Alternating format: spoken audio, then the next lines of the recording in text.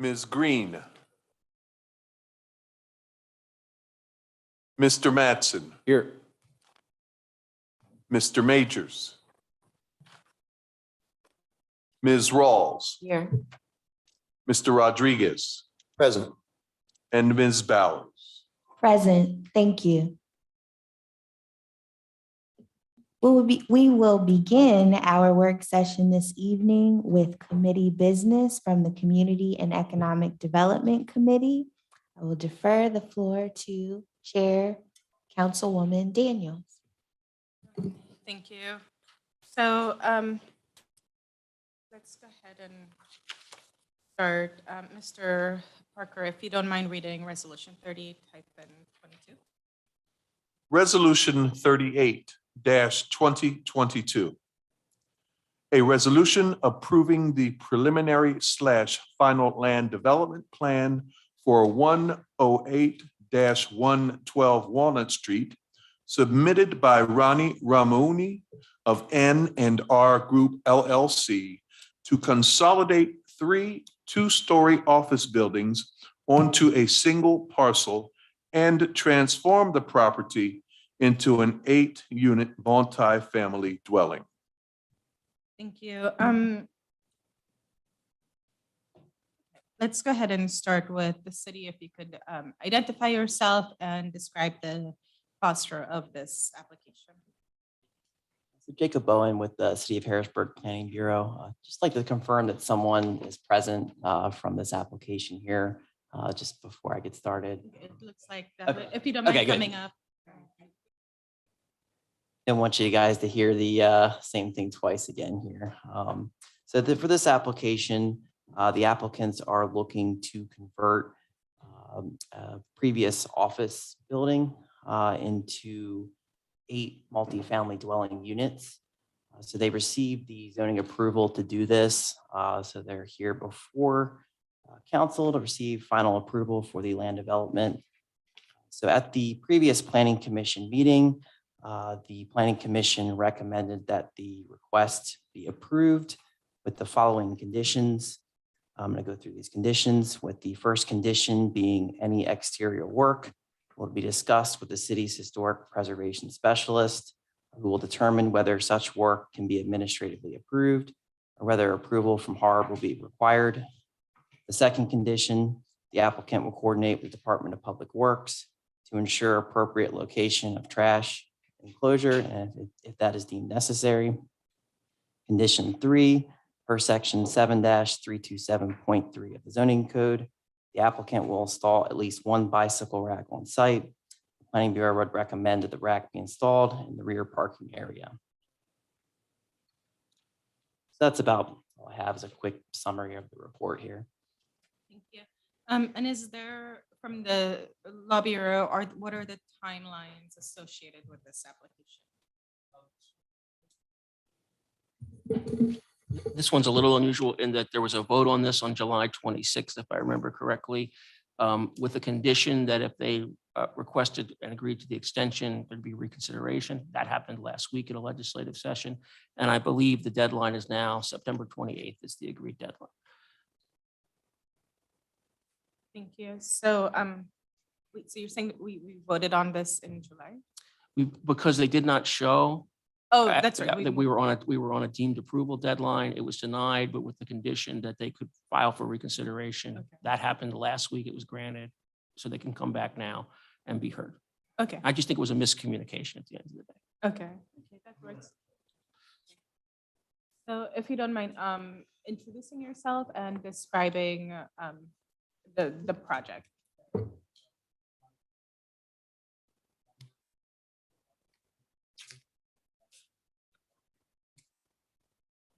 Yeah, you want to make sure your mic is on, please, and you speak into the mic. Thank you. There's a gray button in the middle. Yeah, here we go. Can you hear me now? It's pretty loud now. Ronnie Ramoni, member of N&R Group. The project consists of 8 1- and 2-bedroom apartments on Walnut Street, 108, 110, 112. It's currently a commercial building that's been vacant that we bought about a year ago. We are a city development firm. This won't be our first project that we've converted into multifamily. We did one at the Pep Grill up the street about 3 years ago. We own a few hundred units, most of them in the city. So we're planning on bringing a Class A units to Walnut Street. Yeah, that's a little bit about the project. So what, Josh Weidler, I'm the engineer for Ronnie. Just wanted to bring up, so this project, as Jacob had mentioned, it already has zoning approval for the number of units. But as one of the conditions of the zoning, we needed to consolidate the lots, which were separated. And so that's what we're doing here, kind of finishing that process. and what is your time frame for construction and renovation? With approval, we'll be ready to, start renovation within 60 days, And when do you anticipate? 6 months. Okay, so that's it for me.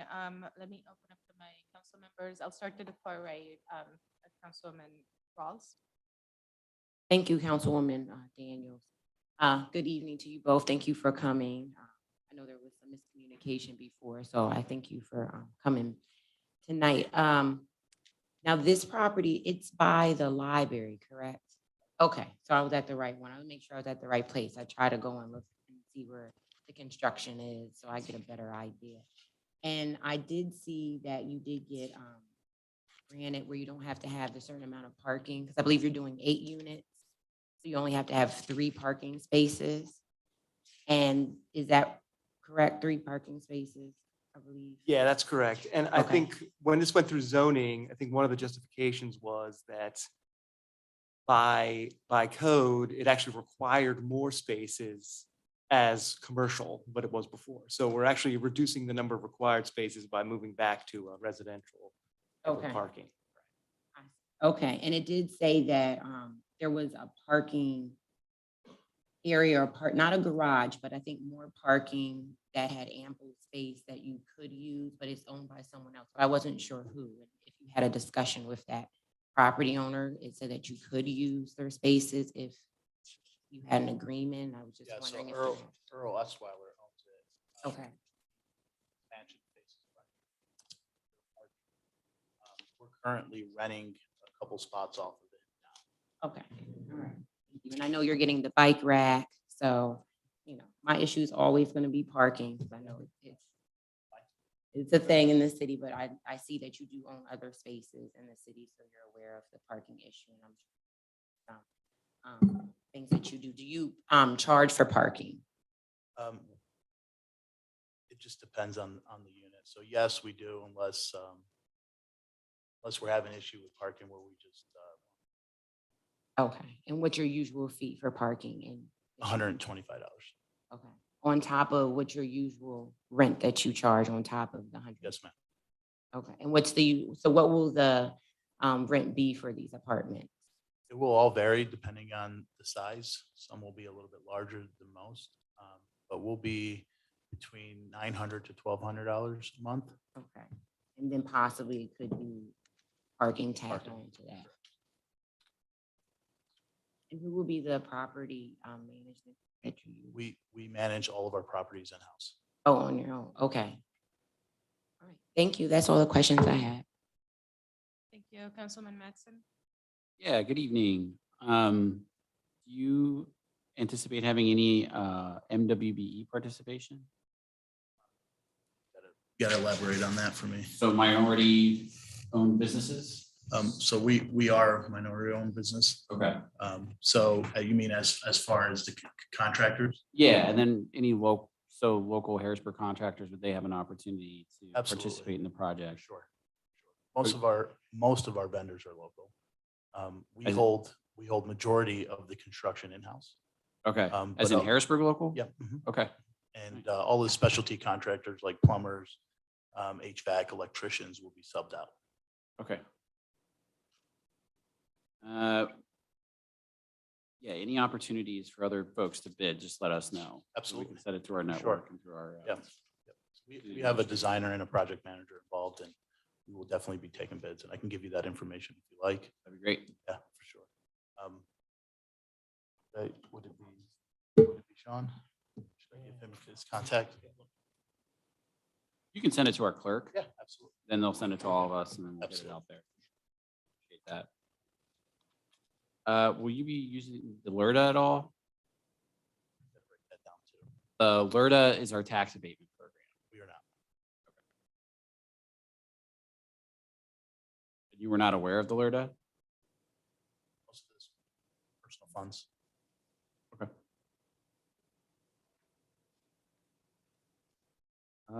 That's it for my questions. Thank you. Okay, Vice President Green.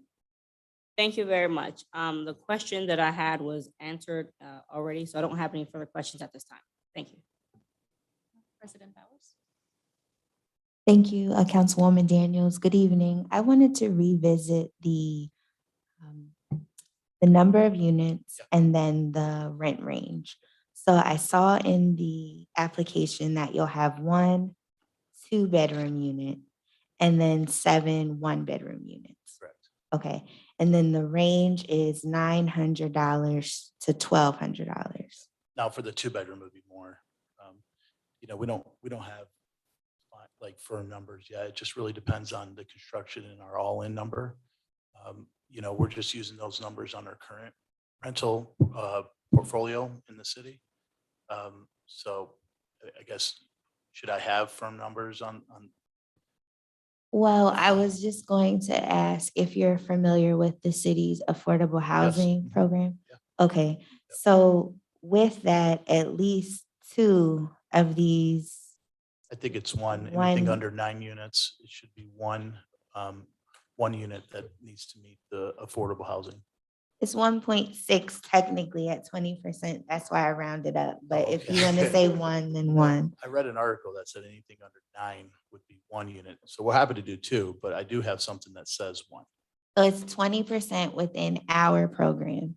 And right now we are in the process of amending the ordinance that established the program, but at a rate of range from $900 to $1,200, I believe that would leave our residents cost burden, even if it is for the 1-bedroom unit. Yep. So I guess my next follow-up question would be, are you interested in participating in the affordable housing program with at least 1 of the units being deemed affordable? Yes, we'll participate. Okay. I think that's all I have. Your timeline is 6 months. You're not participating in LERTA. There is an additional parking fee. Okay, thank you. Councilman Makers. Thank you. The questions that I have were already asked and answered. So no questions at this time. Thank you. Councilman Rodriguez. Thank you, Chair Daniels. Just briefly, do you gentlemen see any issues with back orders or shortage of materials to complete your project on time? The honest answer is yes. That's a nationwide issue. Mhm. But we're in the trenches. We're working on other units in Midtown and downtown. So we're navigating through them. So I've padded out my 6-month number. But I can see us bleeding to the 7th or 8th month with those challenges. Thank you. And with the size of the units, definitely not looking really to rent to any large families. Is there a specific demographic that you guys are projecting to rent to once it's completed? The layouts wouldn't allow large family, that the 2-bedroom would allow a family to move in. Just due to the size and the layout of the building, it just really made sense to make most of them 1-bedrooms. We're looking for local people to move back into the city that could live and play and support, other small businesses. That's my Thank you. target. No further questions. Thank you. I think that's it. In terms of construction, are there like timeframe limitations related to weather coming up? As far as what? Beginning construction and finishing construction. So we've owned this building for maybe a year. We're ready to roll. You know, we're excited. We have the funds. They're our own funds, or, you know, no type of government funds or grants, or so it's there. Our crew we have a large crew. We're in the construction world every day. So once we get our approval, we're ready to get this thing, you know, cash flowing.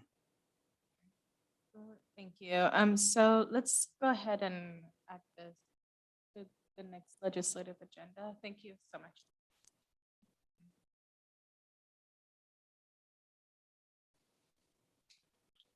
So the next resolution on the agenda is 52-2022. Mr. Parker, do you mind reading that into the record? Good, okay. Resolution 52-2022.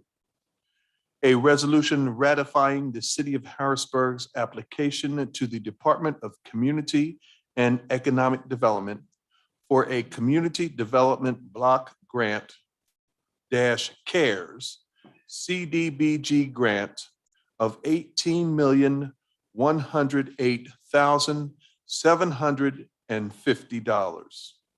The city will use the grant funds to rehabilitate 6 unusable or underutilized city parks and green spaces and renovate the public bathrooms and waiting room in the city's public safety building. Thank you. Could someone from the city just describe the process from the beginning of this application? Could you give us any insight into what's been happening with the parks that are included in the grant also? Yeah, it's been. Okay. So I'll let Dave speak to the parks and the specific 6 parks that we put into the park activity section. The process that happened, so DCED got a whole bunch of money in 2020 through HUD, CDBG money, CDBG-CD, CDBG COVID. And they did 2 rounds of grant applications and they allocated a whole bunch of it out. They got to the early summer of 2022 and they had 54 million still that had not yet been granted out. They're running up against a deadline. So they quickly put round 3 into motion. We learned about it in late June. They were just starting to talk about it. The application actually opened early July. It was due August 1st. So it was this crazy rush during the time when a lot of municipal governing bodies were out on hiatus ourselves. So we put an application in on August 1st. And then since the application has gone in, which is typical, we've done a number of rounds of follow-up questions with our liaison at DCED. We asked questions about the different projects and our plans and how we came to certain decisions.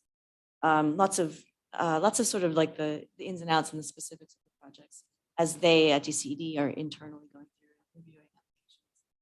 So our process here in the city was we knew CDBG has certain restrictions in how it can be used. And generally, as you guys all know better than I do, Harrisburg is an entitlement city. So we get a certain allotment of CDBG every year anyway. So it's not typical that we're eligible to apply for competitive CDBG funds. This is one of those situations that was unusual when we are eligible, but we still had to find projects that were eligible underneath the rules that govern how one can use CDBG money.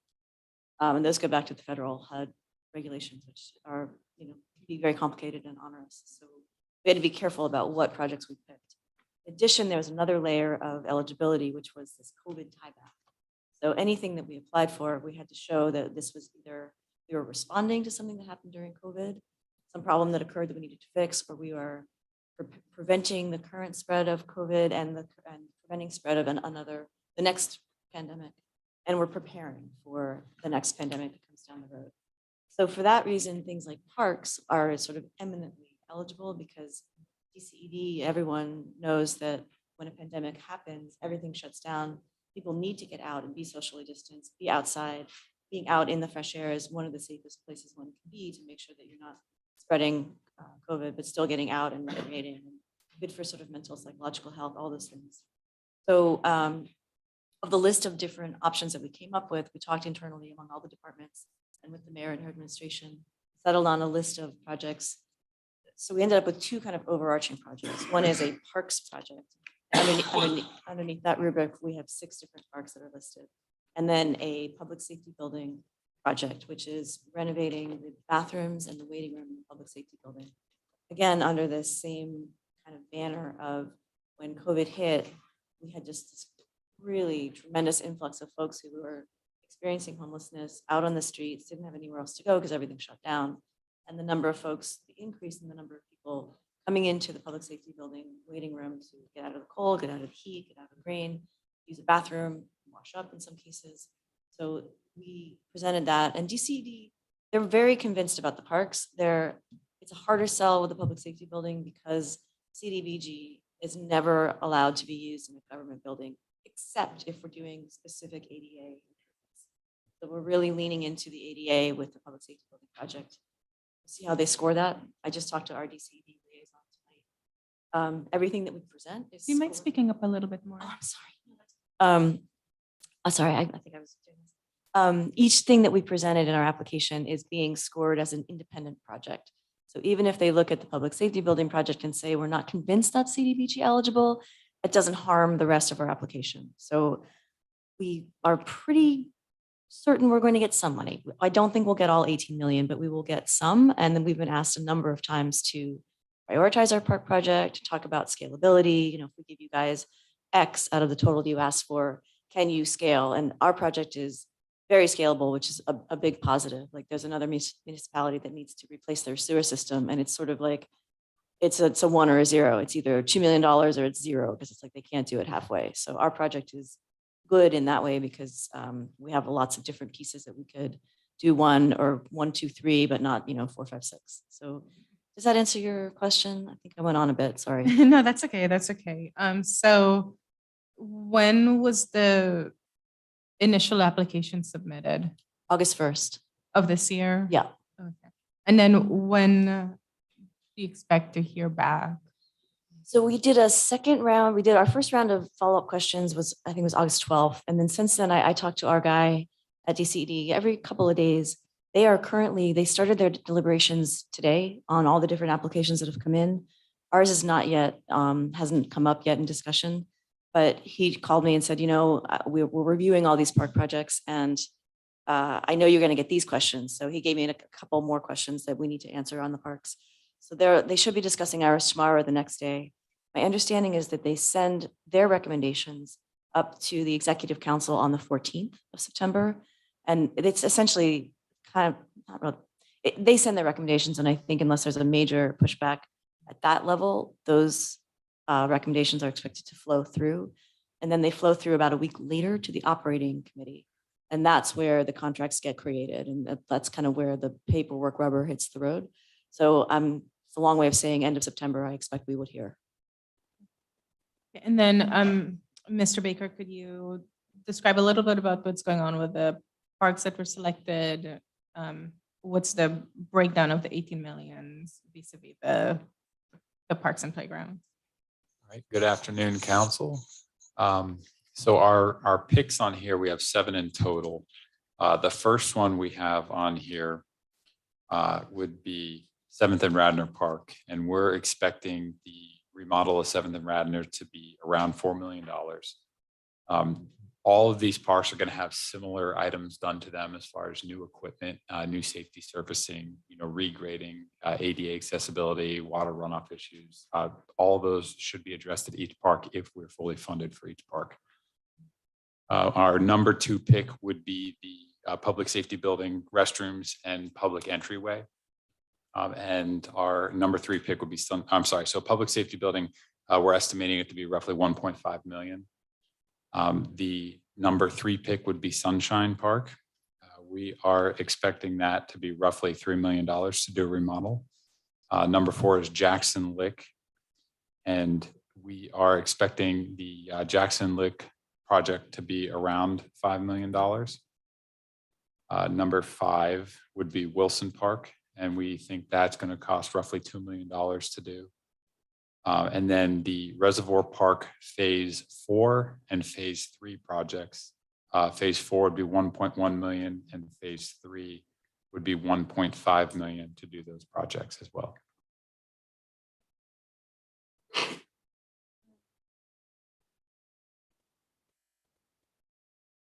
I'll open up to my council members. I'll start to my left this time, Mr. Rodriguez.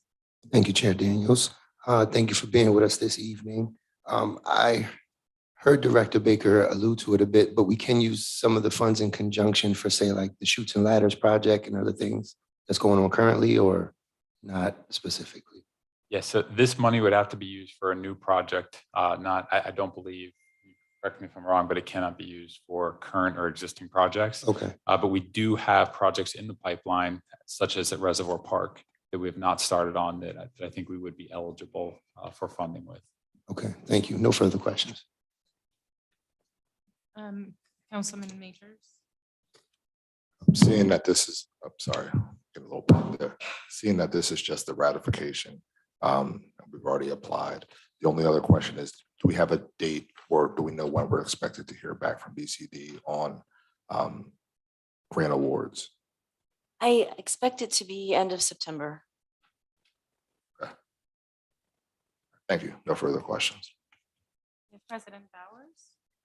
Thank you, Councilwoman Daniels. Good evening.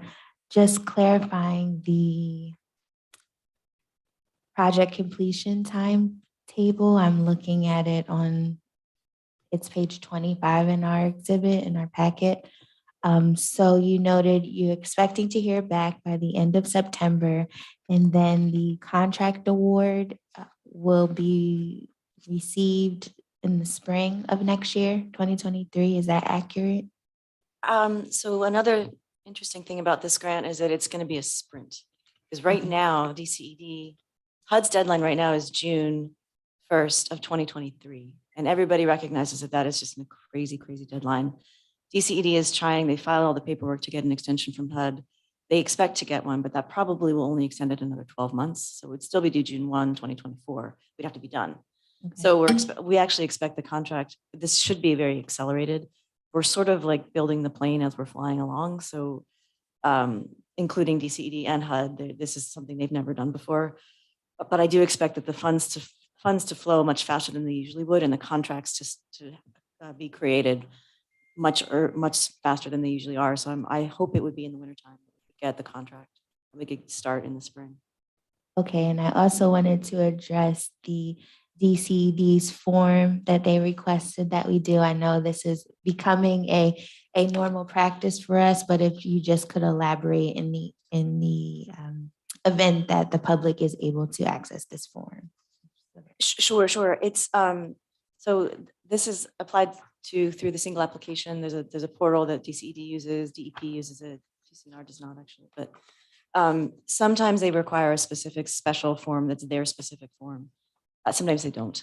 In this case, they didn't. And then when we went into the follow-up, they said, oh, actually, we need you to use our particular form. We don't have to use it. We just have to have their language in our resolution in some way. So we could write our own resolution using their language. We could take their page and tack it on the end of ours, which is what I think we did. The main thing that they are interested in having in our resolution, which we wouldn't otherwise on our own put in there, is that there's that one phrase that says, if we use this money for something that's not CDBG eligible, we guarantee that we will pay the money back. That's the thing that DCED needs to have us have in there and have it signed off on by the city. That's the reason they make a fuss about it. No, thank you for clarifying. I just wanted to make sure that that was clear. I know that, again, that we've been utilizing this form lately.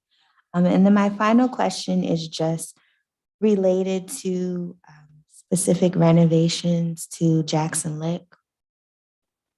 Are there any plans you can share, or? I think at this point in the process is a little bit premature for that, but we do have some very conceptual ideas for that area. And we could look at it in a little more, in depth later on, but as of now, it's in its infancy as far as that goes. See, thank you. I don't have any other questions. Thank you, Vice President Green. Thank you, Councilwoman Daniels. I don't have any questions. The one I do have was relevant to Jackson Lake. If I'm correct, it's to remove the pool and turn it into a splash pad, or is that not confirmed yet? So I think that's one of those things that we will probably get into a little later on, depending on where that funding stream goes, as we can discuss in much more detail on what the future plans are in that area. Okay, that's all I had. Thank you. No questions for me. Thank you. Thank you, Councilwoman Daniels, and good evening to you both. I know the pool out the south was closed and going to be worked on. I didn't hear about it on here for one of the things to be remodeled or redone. Is that because it's other money is being utilized for that? Okay, so that's still, Yeah, hopefully in October, we'll hear about that. okay. I was just wondering why it wasn't on the list at first for one of the big projects. And just a clarification. So applying for the 18 million and some ... after that. But if we don't get all of the money, you're saying that what we do get will go towards First, Seventh, and Radnor. Is that what you gave when you gave the list in order from First to, I think, 6 or 7? So I actually clarified this with DCED today. Okay. They have asked us Dave, I just sent you and Debbie an email. They've asked us for yet more information regarding parks. One thing they wanted us to do is rank the 6 parks that are listed in our parks activity rubric, 1 through 6. That said, DCED will tell us, they will say, we're going to fund parks 2, 3, and 5 of your park project. And we're going to fund, $1 million of your $1.5 million ask in the public safety building. Or they might say, we're not funding the public safety building and we're going to fund parks 1, 2, and 3, and 4. So they actually will tell us which ones they're going to let us do. Okay. So I that got was, you. yeah. That was, So you put them in order from what you think has the greatest need to what doesn't, and then they'll tell you which ones they'll fund within that order. Yeah. And my last question is with remodeling the parks, will there be pavilions at them with benches and grills? Is that part of the remodeling? I know remodeling the playground equipment, but also will those things be included too, so people can, rent the parks out for parties? Or Yeah, so that's really a funding-based question. So obviously, if we have the funding requested, there should be no reason why we can't provide those certain amenities if the space allows for it in those areas. Obviously, if we only get a small portion of the funding, then we have to do what's most important first as far as safety surfacing and new safe equipment. But obviously, if it's a possibility, we always want to shoot for the stars as far as what we design and what we provide to the public. Thank you. That's it for me. Thank you. So I just need a little bit more clarification on the Jackson Lake project. Can you go a little bit more in depth in terms of what you're anticipating would be covered by the funds? So if we do get full funding for that project, we would look to demolish the entire existing facility and then repair any and all infrastructures, as far as the large area that the pool is currently in underground right now. And then create a top to bottom new infrastructure. So all new mechanical systems, all new facade, new layout, new traffic patterns, new buildings in the area, all of that to accommodate, our new needs. So then the idea is to close down the pool to add something else that's water related. Absolutely. Yes. Yeah. And we wouldn't want to do this, consecutively or at the simultaneously to our current project that we're working with over at, the Hall Manor pool. But we definitely want to get both of those areas updated if at all possible to serve both areas of the city. So I'm not remembering the full plan for the Hall Manor pool. Does that mean the city will not have a full pool at all? No, I believe we will still have a pool. We will still be able to have kids learn to swim. It's just not going to be, we're not going to promote like a 12-foot deep pool. There won't be diving because we want to try and reduce or eliminate any sort of drowning risk if at all possible, but still give the kids that educational side of things.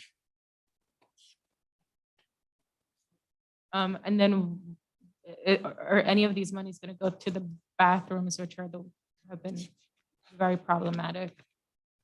Because I kind of would rather see the money go to fix the bathrooms and the stalls and the facilities that are where concessions are served from, because those have been in bad disrepair. The facilities in the pools specifically? Yeah, where the workers are, where people come to do. Yeah, so if we do receive these funds, that would absolutely be something that would be rehabilitated from the ground up. There would be new ADA accessible and compliant and all new, all the codes and current standards would be followed with all the facilities, including the pools. So like when you get these grant, you get notice of a new grant proposal, like how was the decision made to submit for these particular projects? So for this one, it was a real kind of fact gathering, fact finding. I just went around to all the different departments and described this opportunity, asked about projects that were out there that needed funding, projects we wanted to have funded. And then we sifted through to figure out which ones would actually be eligible under this particular grant. This one in particular is much more restricted in terms of how we can use it than other kinds of funding. And then we had a meeting with the administration, and all the ideas were this is the pared down list. This is sort of version 3 of the list of every possible idea that we had, or brainstorming. And then we went through these, and there was discussion among the members of administration which ones they wanted to put into the application. Then once we had that list, then we had to organize them into how do we present this in the grant application under the rubrics presented by the grant program itself, because they had 4 buckets that we could apply to. One of them is public facilities. So that's what actually all of our projects ended up under that, versus like there was a bucket for economic development, which they actually reduced the amount that they're awarding in that category to something like $75,000 total. I guess they didn't get a lot of applications for that particular bucket. And so you you ask folks what projects are out there, then you figure out which ones fit within the grant. The amounts you listed per project are pretty specific. So where did you have the ideas for the expenses related to each project? So like, how did you know it was $4 million at the first park and $5 million for the second? So we have actually been successful with a decent amount of grants lately, which have then given us the ability to start multiple construction projects of different types, whether it be large scale facility repairs or upgrades or park amenity infrastructure improvements. And because we have those projects kind of under our belt, we are using those numbers to kind of use as a determination on what these numbers or what numbers would be appropriate for these projects if they're similar in scale to what we're currently working on. I think that's it for me in terms of questions. Does anyone else have any other questions? So, are there any, I guess there are no timeframes because this is just a ratification. I'm sorry, no. I said there are no timeframes because this is a ratification. We actually really do need to get the resolution signed and back to DCED before the 14th. Before the 14th, okay. Yeah. So, yeah, I'd recommend that we have this to be. And then the next resolution, thank you so much. The next resolution is 53-2022. Mr. Parker, do you mind reading that into the record? Resolution 53-2022. A resolution approving the preliminary/final subdivision lot consolidation plan for 204 Walnut Street and 115 North 2nd Street, submitted by Eric Diffenbaugh for Second and Locust Investors, LLC, to subdivide a portion of the property at 204 Walnut Street for consolidation with the adjacent parcel at 115 North 2nd Street.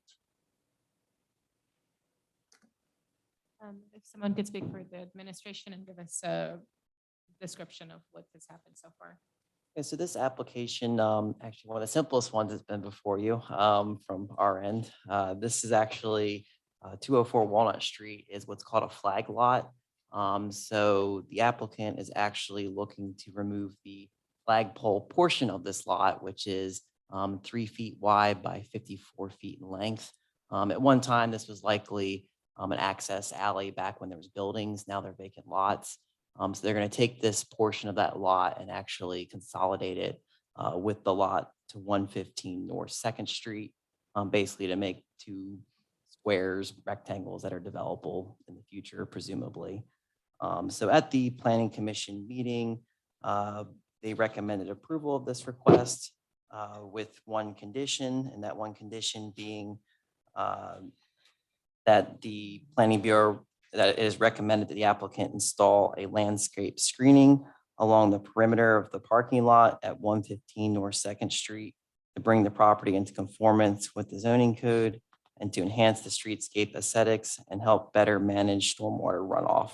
So this is basically the lot is used as a parking lot at 115 North Second Street. So there's a requirement to have a plant screening at that lot. So that condition that the Planning Bureau had recommended to the Planning Commission was to kind of get that into compliance. Are there any timelines we should know about? I believe this is also an extension to September the 28th.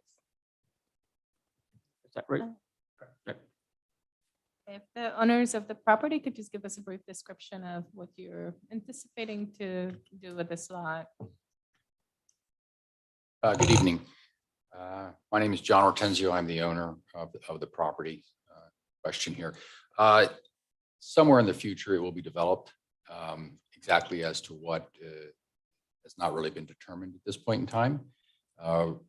We determined after we had purchased the property that this 3-foot strip had been buried back in various deeds and what have you going way back. And once we discovered that, we now discovered it. We're just attempting to sort of clean it up, so to speak, and consolidate this little 3-foot strip into the larger piece that's there. We've secured an agreement with the owner of it, which was FMB Bank, to basically purchase it for $1, I think, or I think we did an exchange for something, so that the lots could be consolidated, and so that sometime in the future, it makes it an easier process for development. Thank you.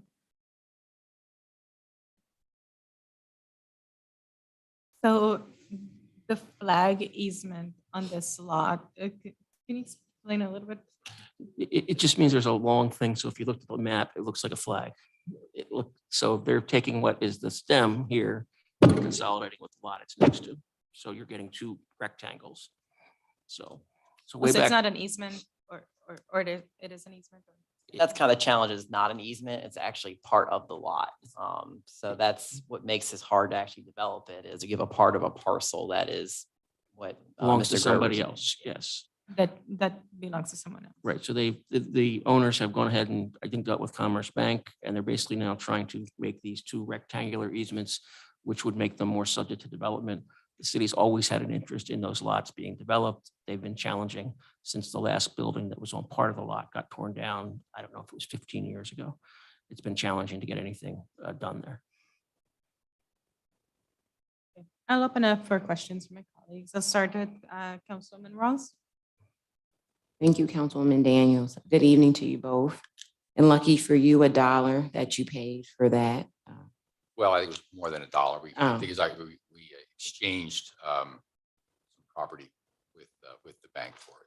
Oh. I mean, it really had no value to the bank. So whatever they got for it was pound money, so to speak. Lucky. I didn't really have many questions. It's like you said, it's a lot. You say you're trying to clean it up and hopefully develop it within the future. So always looking for, clean up with the lots and for them to be looked after. So I don't have any questions. Councilwoman Matson. No questions for me. Thank you. It seems pretty straightforward. Okay, Vice President Green. Thank you. I don't have any questions. I was able to ask mine during the planning commission. So thank you. President Bowers. I don't have any questions. Thank you. Councilman Majors. No questions. Councilman Rodriguez. No questions currently. Thank you. Thank you. So if we could go ahead and add this to the agenda for the next legislative session, that would be great. And that concludes Thank you. the Community and Economic Development Committee hearing. Thank you, everyone. Thank you, Councilwoman Daniels. We will now move to the work of the Administration Committee. The following individuals could please join us, Ms. Deborah Robinson, Mr. Joseph V. Link, and Ms. Karen M. Balaban.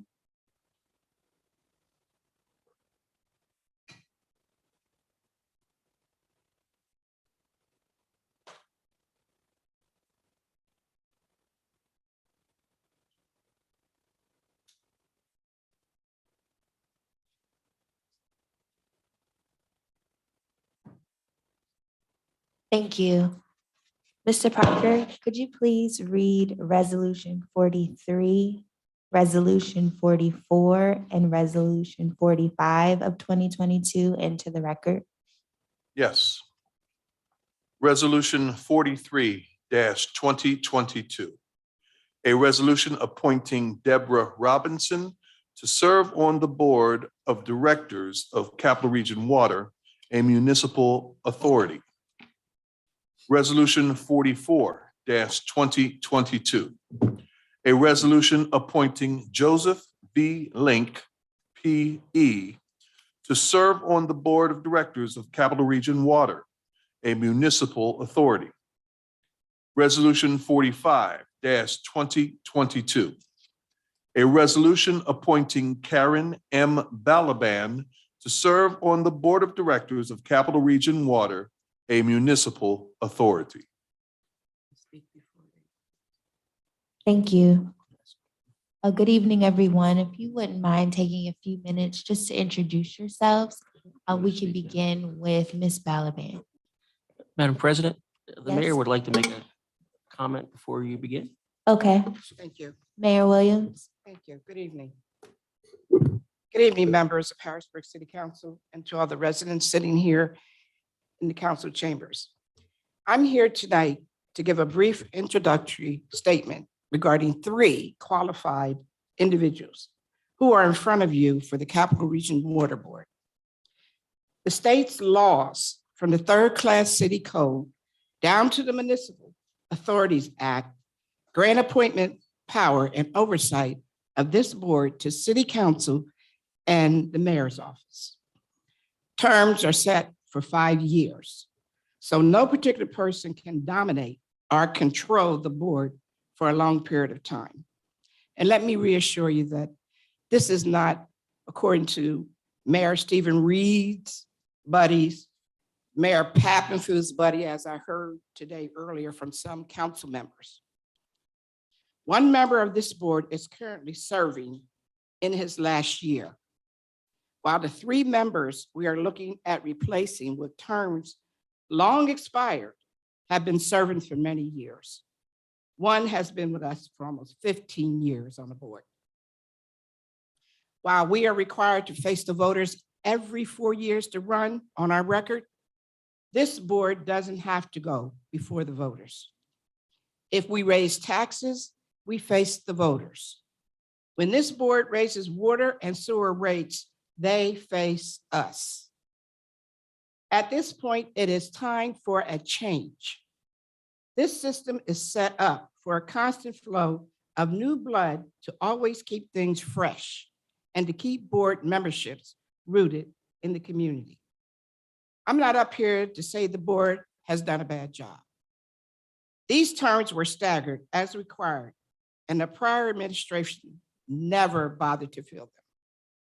However, we sit here today with members currently serving with expired terms. One of the individuals we are replacing lived in the city when we appointed him, but now lives far outside of Capital Region Water boundaries in West Hanover Township.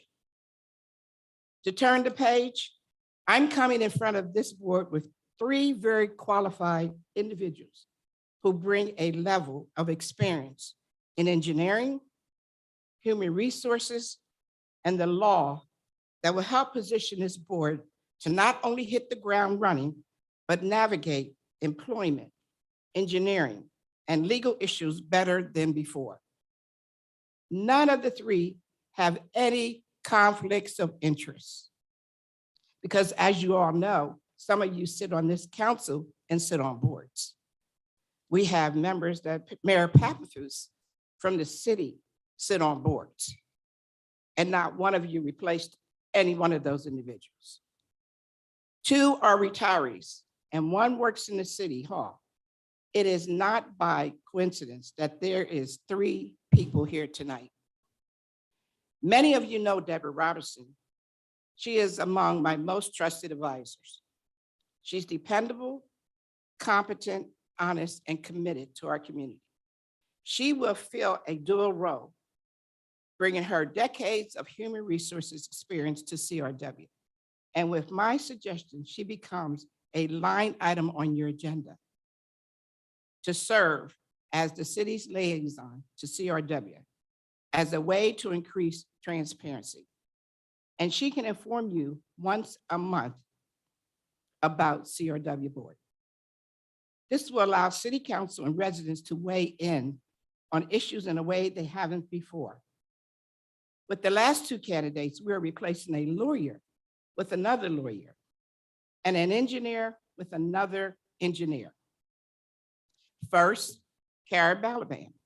In her legal career, she has become an expert in insurance and regulatory law. Most importantly, as a solicitor for zoning hearing boards. She has dealt with every aspect of development, especially as it relates to the sewer and water systems in the municipalities where she has served. And second, Joe Link, who might be the most qualified person to sit on this board. In his first career, Joe reached the rank of lieutenant colonel in the United States Army Force, serving in engineering roles and bases all over the world. Once he retired from the military, Joe started his second career as Harrisburg city engineer.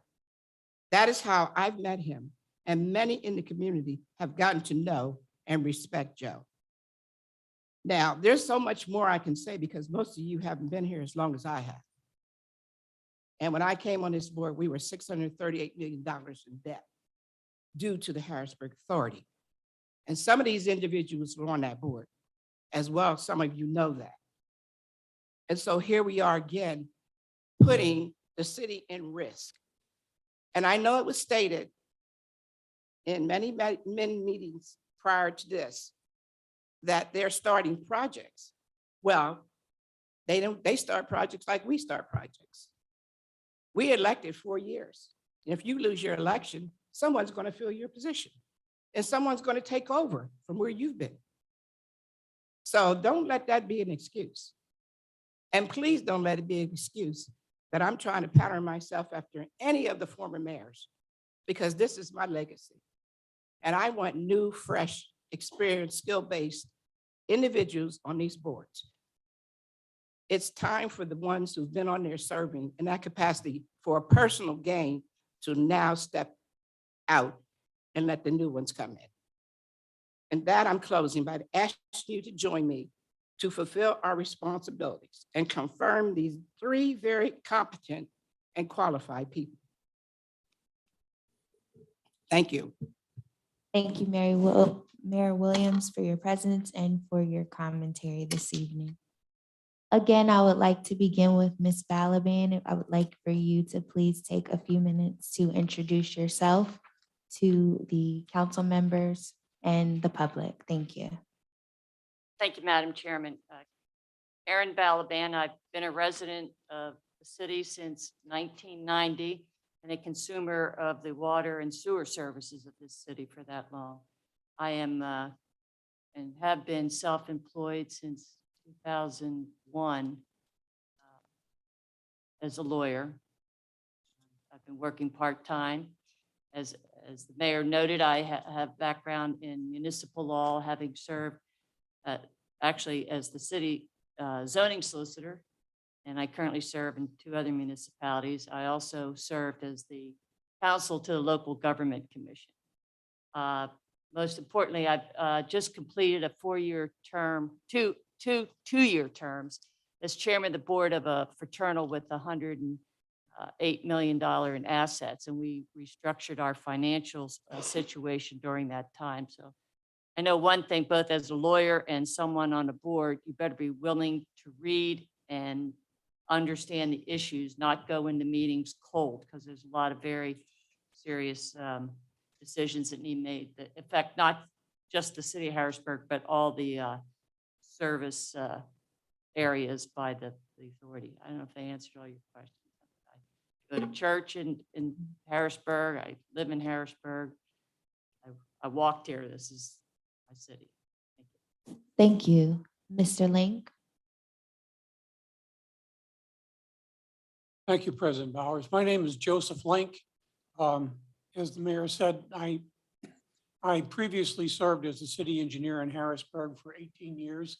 I've been a resident of the city of Harrisburg for 30 years. I moved here in 1992. And have been a consumer of the Capital Region Water Services all of that time. And because of the position that I served in as a city engineer, I'm well aware of the physical plant of the of CRW. I know the system. I don't know it as an operator because I was never an operator in the system, but I'm familiar with how it operates, and I'm fairly familiar with all of the, not with all of, but with many of the regulations that they must operate under. It would not take me very long to get up to speed with what's going on now.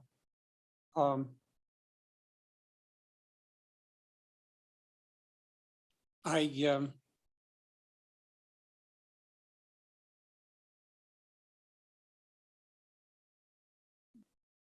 just lost my train of thought of where I was going to say, but like I say, I have known the system for quite a while. And while I was a city engineer, I was involved in replacement of many of the sewer systems, because at that point in time, it was under the Department of Public Works.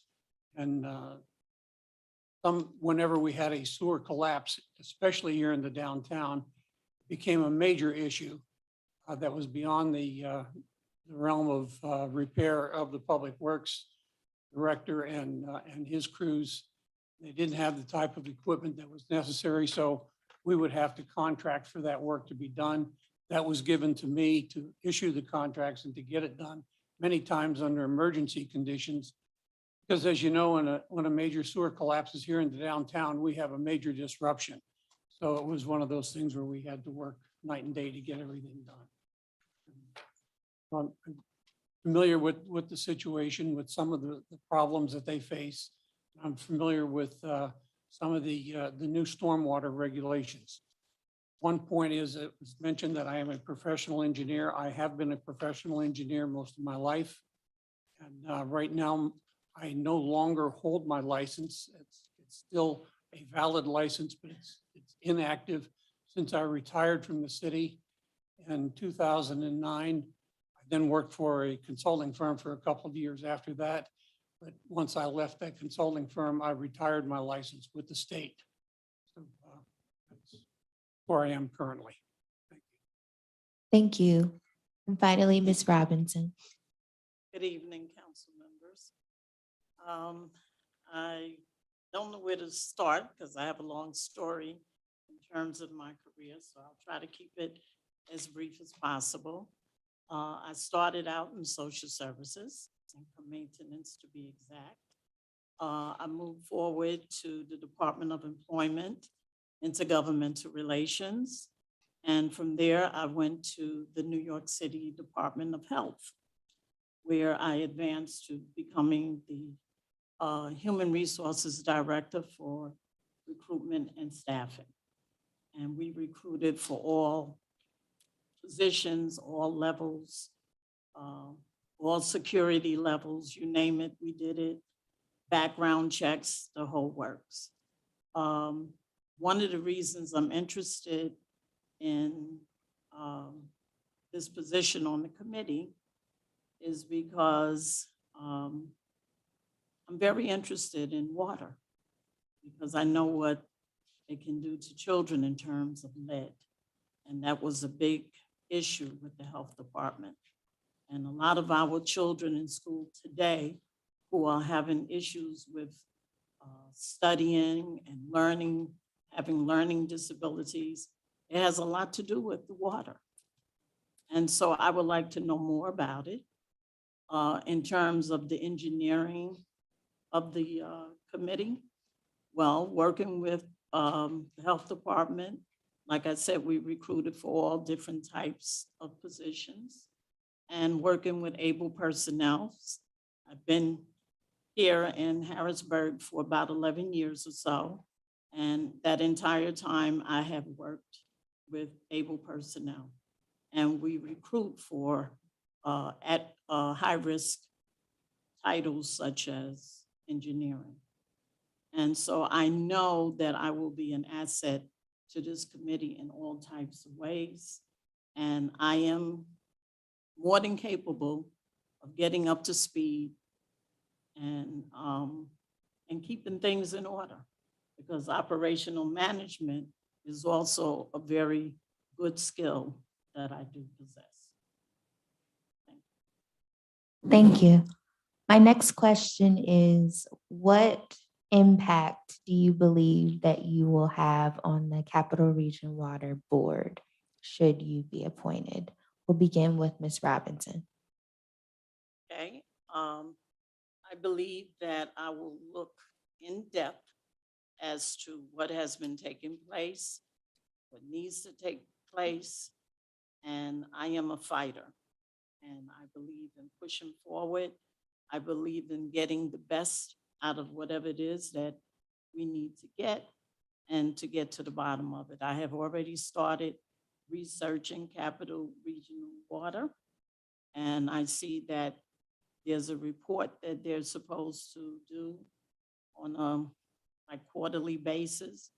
And one of them we missed because they focused more on the report they needed for the COVID-19.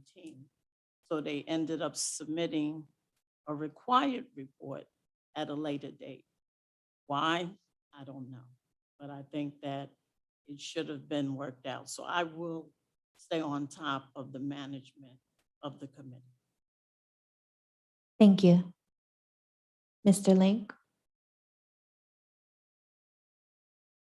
I believe that rate increases for utilities to the residents of the city, to any person for that matter who lives in the United States, is another form of taxation or could be very similar to taxation. And I would look very closely at requests for rate increases. Some of them are going to have to come along just because of the laws, regulations that we must live under. I know that we're under an agreement with both the state and the federal governments now on our stormwater and separation of the sanitary and storm sewers. And that work is being done to separate those and to come into compliance so that we don't put untreated sewage into the Paxton Creek and the Susquehanna River.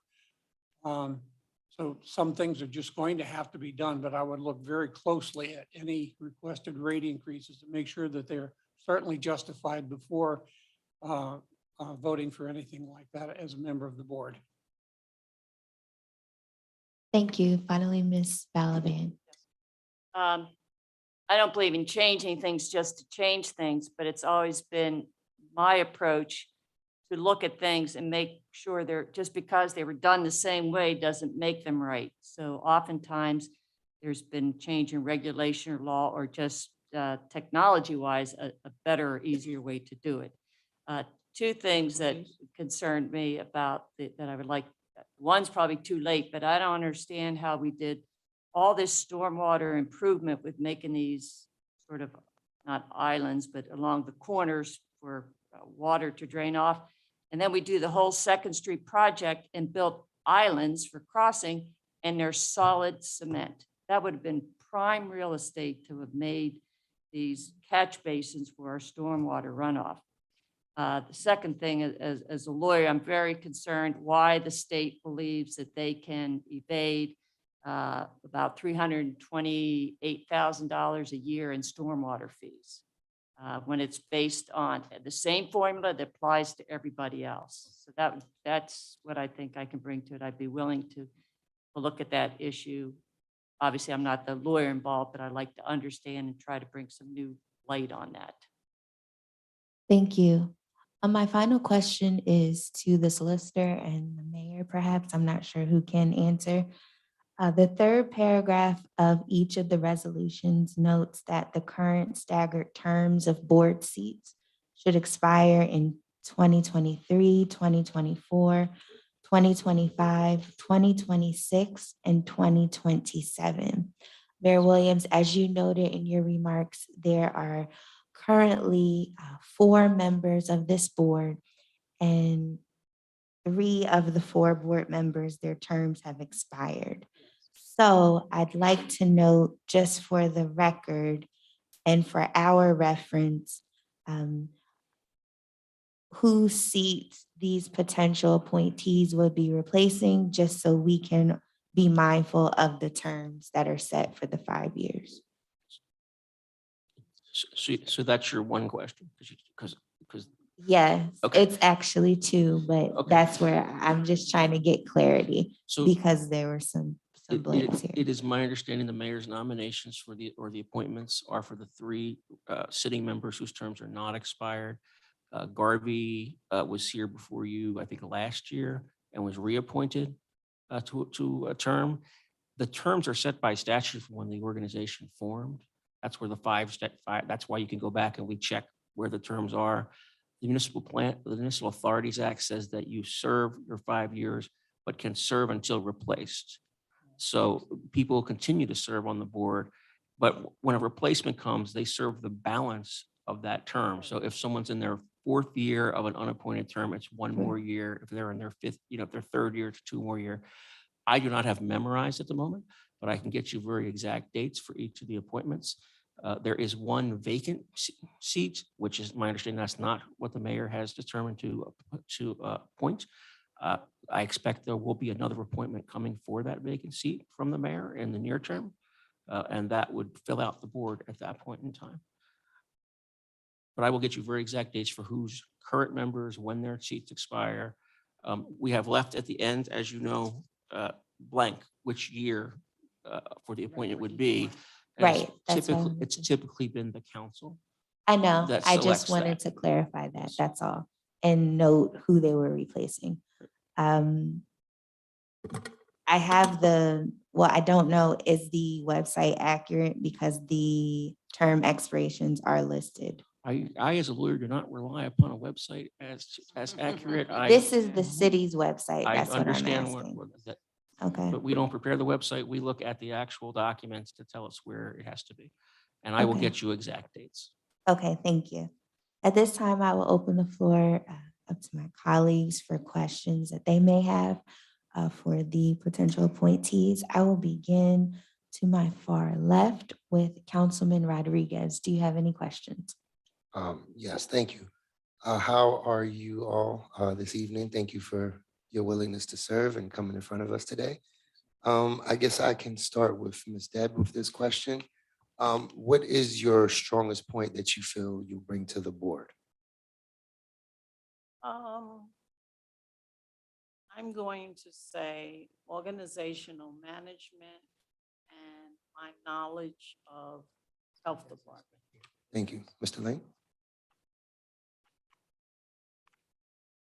I believe my strongest point would be my understanding of the physical plant of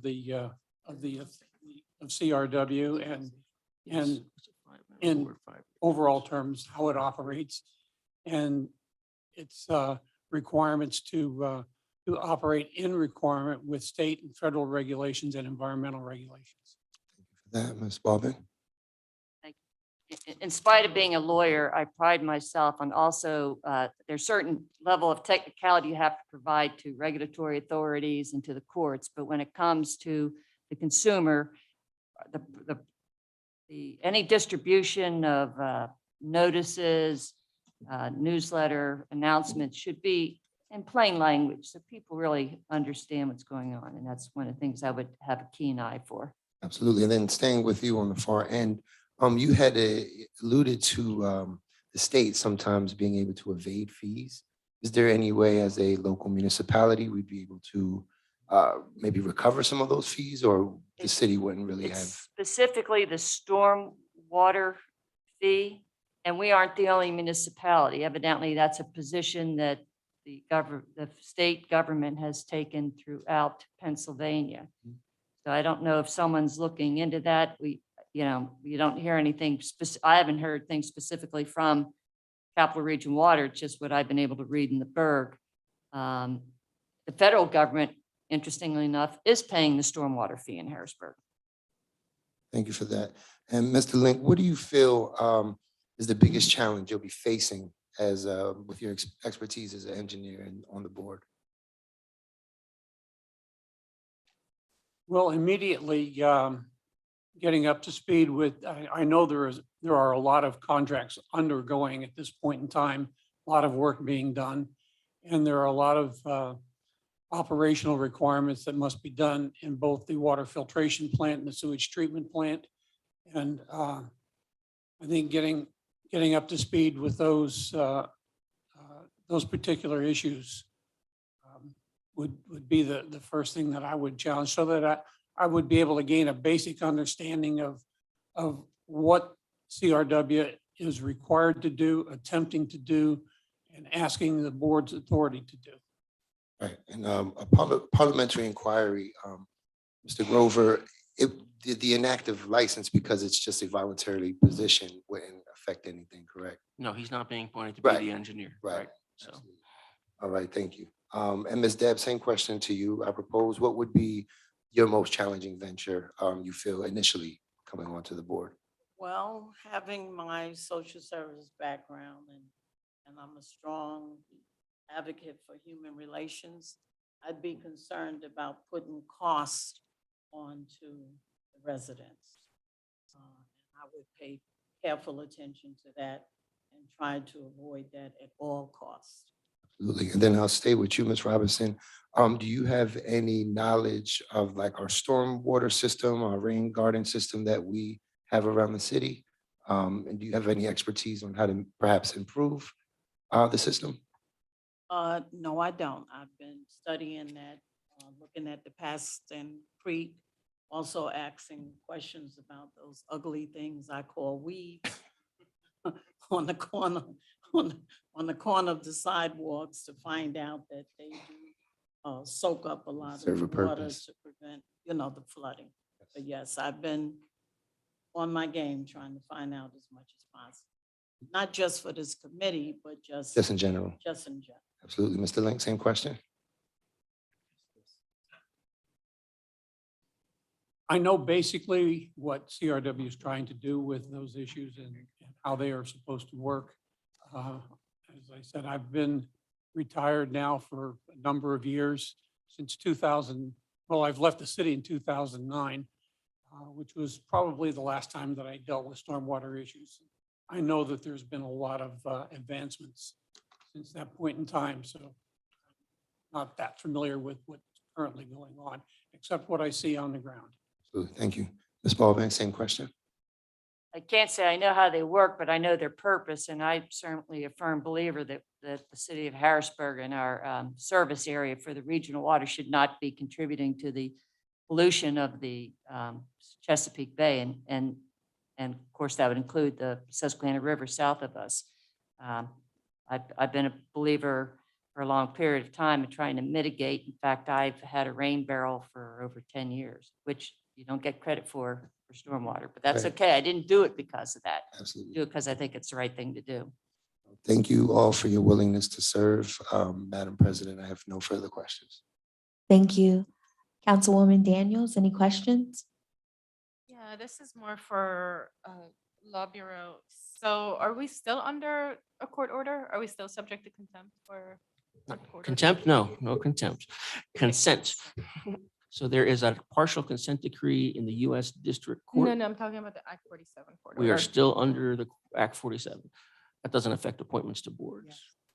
Well, I mean, there's some instruction, so I wanted to understand like what contempt authority the court has over some of these decisions, For appointment to boards?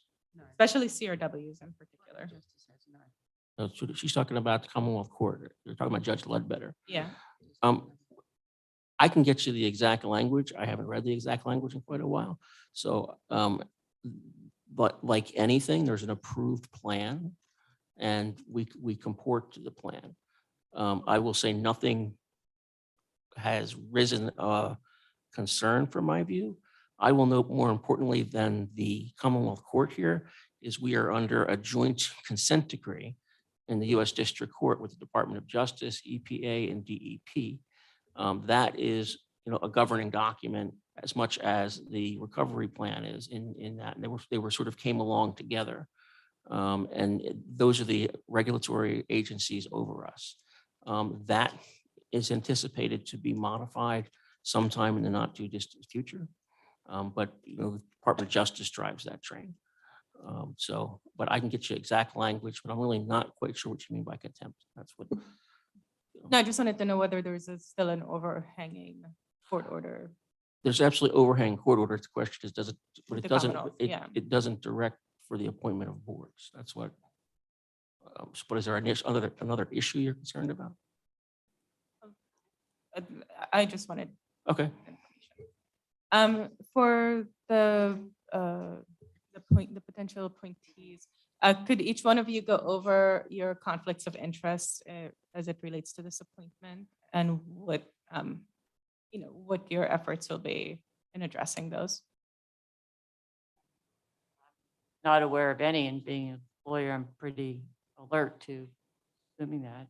I have never served on the board, and I don't serve on any other than local charities, but they're not even like the St. Thomas More Society, but they're not even a consumer of water or sewer. As zoning solicitor, I have that does not impact, that's at East Pennsboro and Carroll Township and Perry County. Neither of those are served by the water and sewer. So I do not, nothing that's obvious to me. Thank you. Thank you, Mr. Fink. I'm currently not serving on any boards, nor am I working for anyone. I am completely retired and pretty much just spend time with my family. So I have no conflict of interest at all in this. My knowledge, I have no conflict of interest. You're welcome. Councilman Majors, do you have any questions? Yes, just a few. Yes, so first, thank you all for your willingness to be able to serve. And I guess just for the solicitor real quick, you can correct me if I'm wrong. I think I do remember Mr. Link coming before us for another board in the city. Was it the CAT board? It's not the CAT board. No, that wasn't him. Okay. That wasn't him. Okay. All right. I for some reason, I do remember Mr. Link before us for some other reason, but okay, that's neither here nor there on this. Just, I guess, so first question for me is for Mr. Link. Could you give us a little bit more of your the overview of your duties during your time with the city? I know, at a time, the city did have control over our water and incinerator assets. So when you were city engineer, what was your direct involvement with maintaining our water and wastewater infrastructure? I had no direct involvement with it, and except, as I mentioned a few moments ago, that if there were to be an emergency, a sewer collapse in the center, anywhere within the city, that was beyond the capability of the public works crews to repair. The public works director would ask me then, and the mayor then would hand over to me the requirement to issue a contract to a capable contractor with the proper crews and equipment to come in to to repair the sewers as quickly as possible. Other than that, I did not have anything to do with any of the plants or any of the operation of the plants. It was just a matter of emergency repair.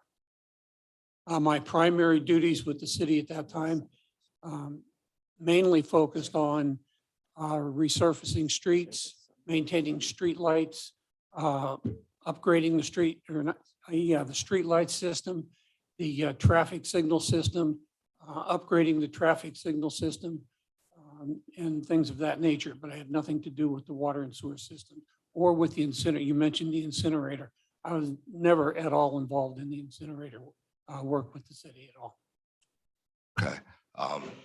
So then in terms of doing street repair, so the coordination, was there any coordination with our public works director when we were doing street repairs and dealing with fixing up any water or wastewater issues when street repairs were being done? Oh, yeah, I maintain constant communications. One of the things that I instituted when I became city engineer was to meet with the appropriate people in the various utilities, not only with the water and sewer systems, but also within city public works, but also with within Steamworks, who has a lot of utilities, UGI, PP&L, anybody who had any major utility within the city. I would meet with them on a quarterly basis.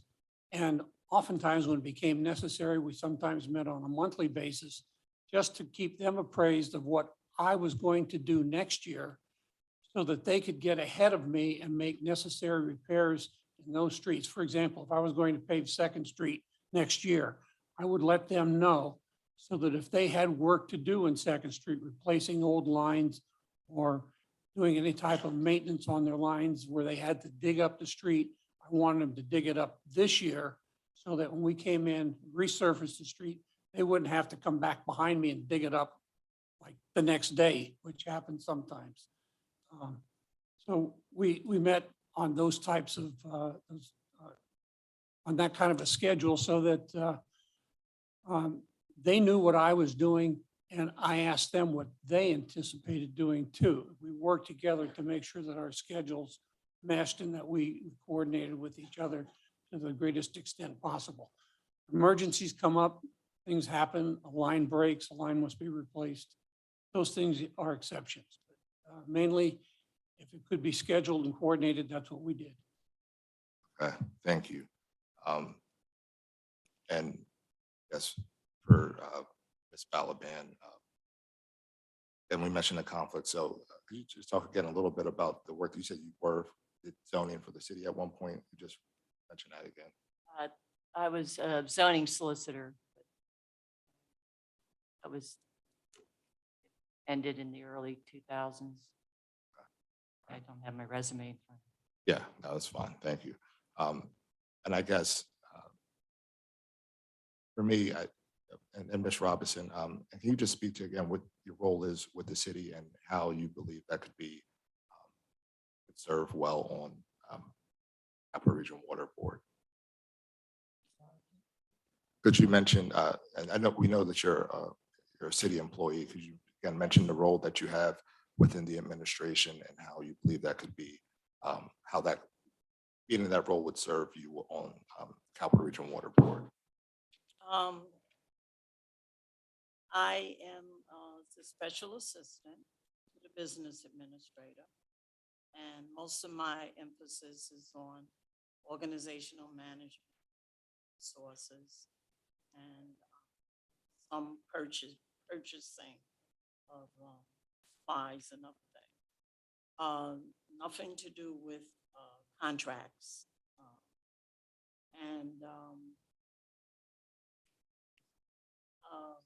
Well, the disciplinary items are part of the HR structure. Okay. But I don't see where that would be a conflict, and maybe if you could elaborate more, maybe I could, maybe explain more, but.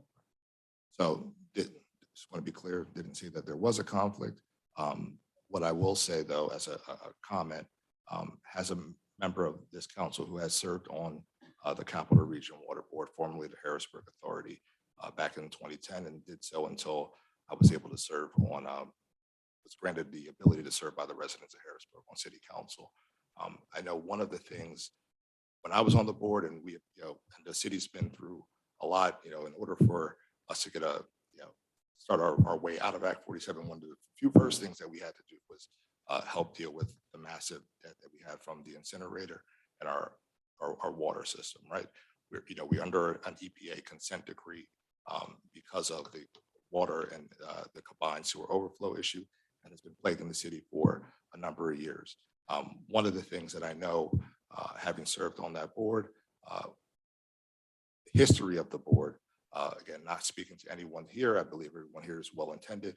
The history of the board was that we would get appointees would serve on that board, and we would have folks that had working for the city and serving on the Capital Region Water Authority board, when we have worked really hard as a city over the past 12 years to separate those two entities, so that Capital Region Water could go to improve their bond rating, be able to go get credit, and be able to do a lot of the hard work that is needed to improve our water system for all of our residents.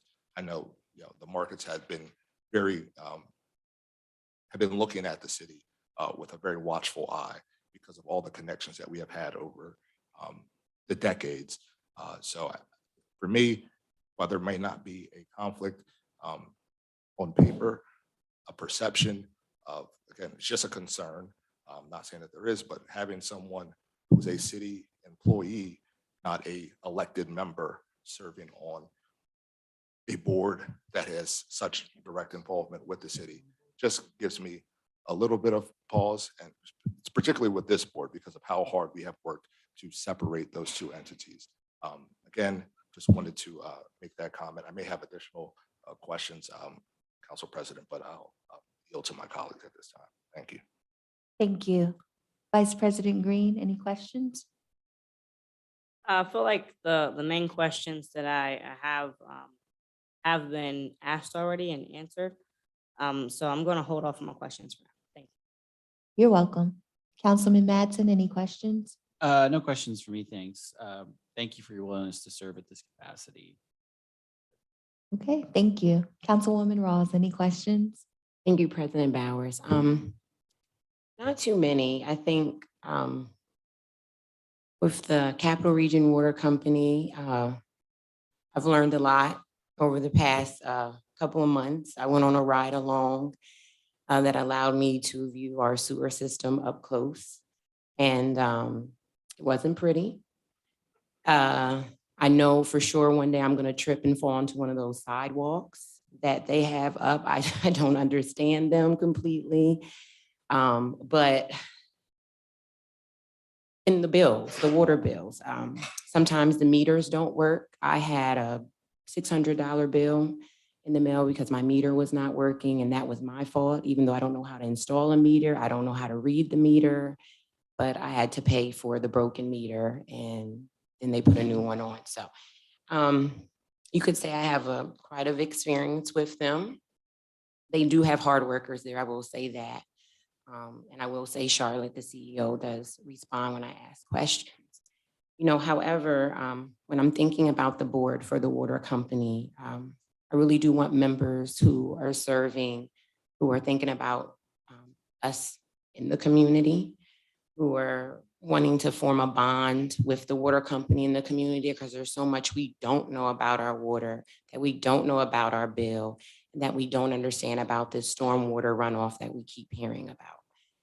So my questions, hopefully they're not too many. I just try to say them on and you all can answer them, but it would mainly be, how will you try to help our infrastructure? We do get a lot of sinkholes.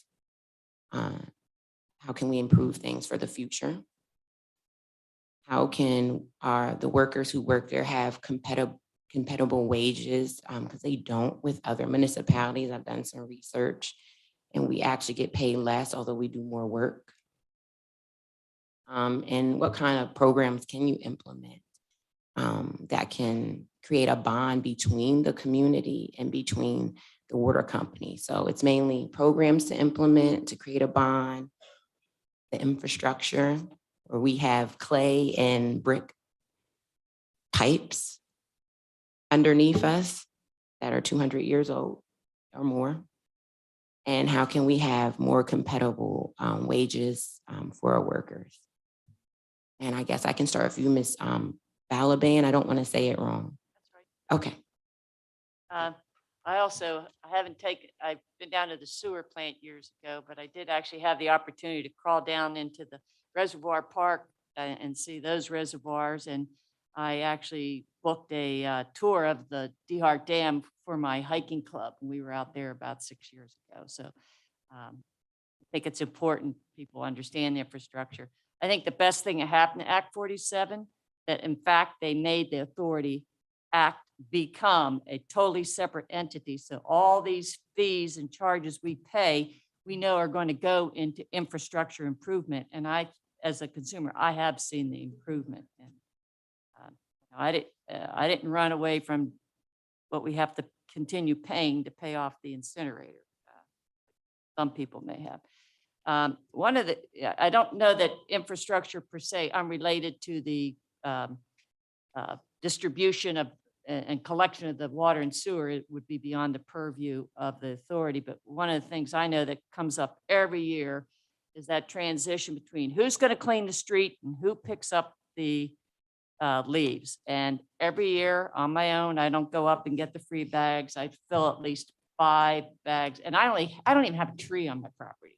I go out in the street so that because it gets so big and then they stop too early. Once you get that snow, people are parking a good 6 inches from the curb.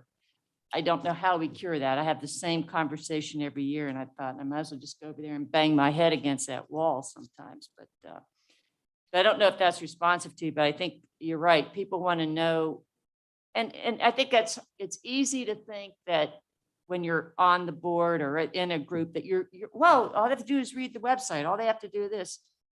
Well, I read the website a couple of days ago, and I went to it before. This is 4 PM today, just to check on a couple of things. It's down for maintenance.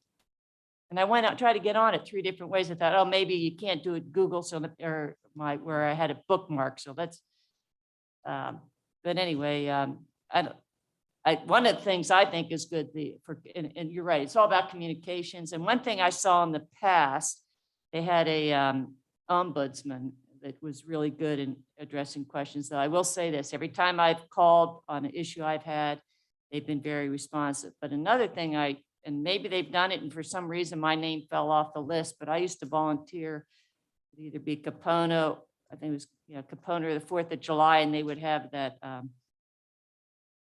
raindrop to river, and we'd have games and different things. We could instruct people, educate them about what the authority did.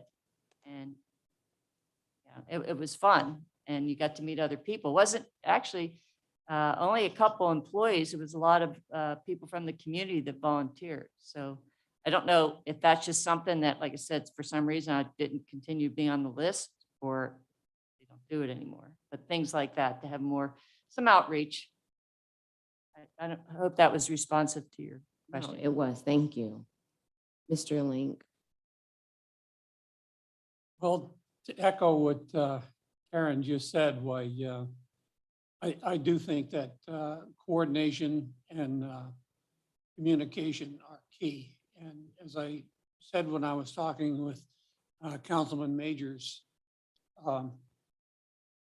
communication between the city and the different utility companies was key when I was in the position that I served in. But I think that needs to happen with the residents of the city as well. That's a nice little newsletter that we get every month with our water bill.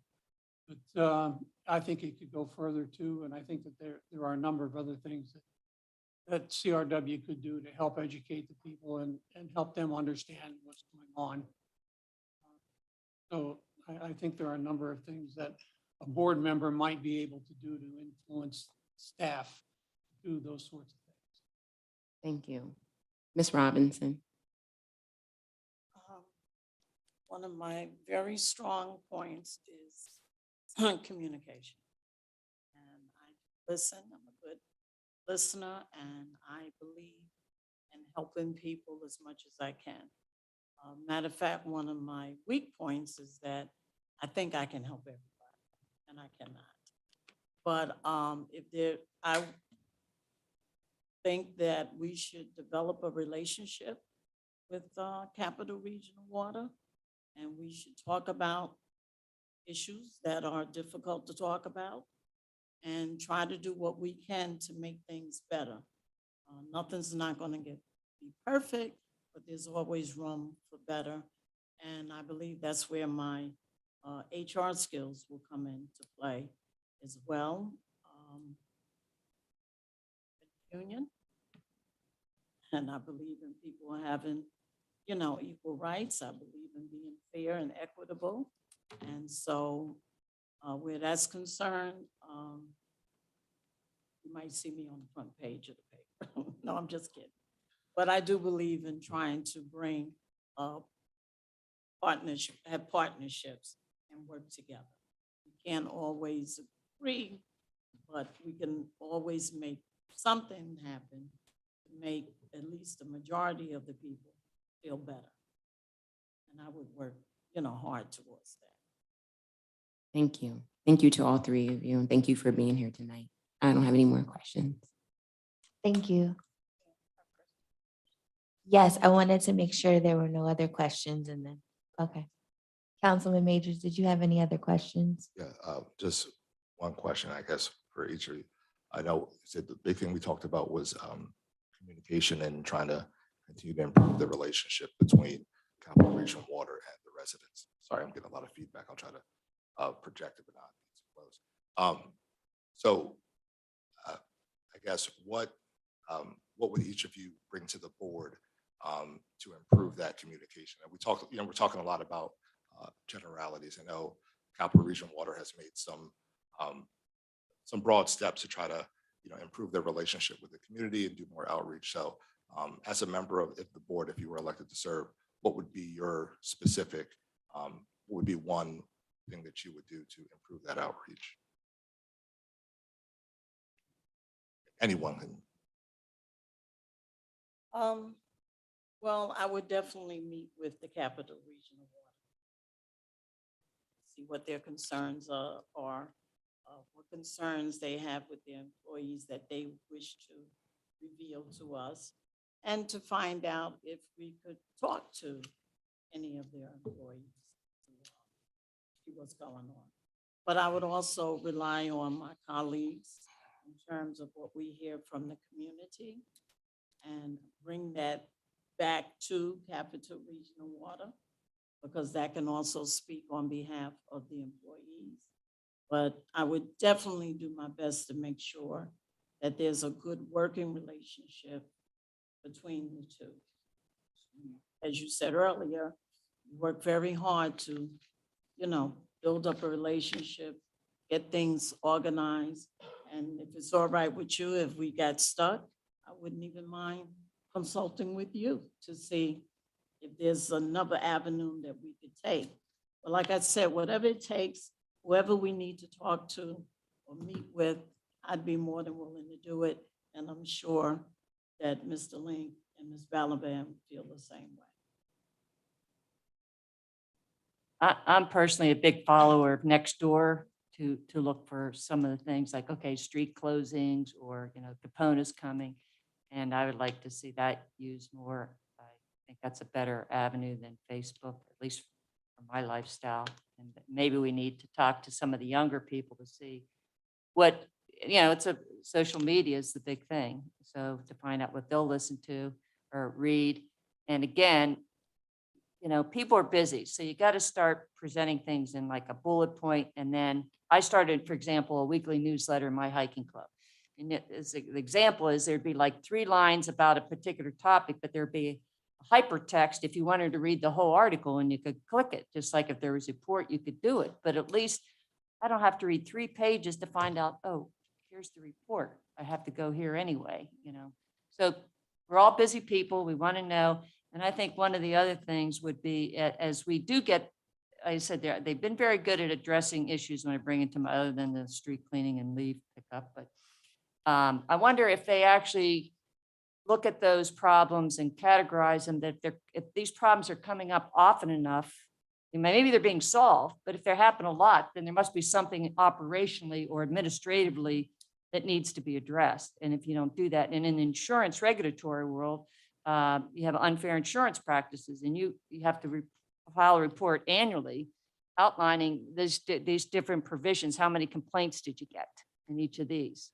So that would be another way to see, is it, is an aberration, or are we, getting these on a weekly basis so that we could change something here? Thank you.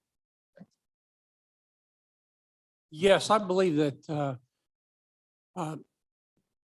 one of the regular monthly agenda items for the CRW board meetings ought to be citizen complaints and where they're coming from, what they're about, and what's being done about them, so that board members are appraised of them on a constant basis. And I think that all three of us, if we're appointed to the board, I think that we would all be interested in doing something like that, and emphasizing that, and emphasizing the need for communications with the city residents. All right. I guess, well, no, never mind. That's more of a question for the administration. So nothing else for them. Thank you. Thank you, President Bowers. Okay, council members, are there any other questions? I mean, this is for the administration. How many other appointees that are?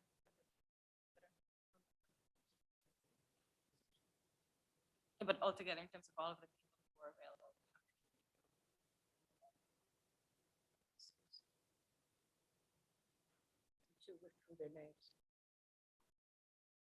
Thank you.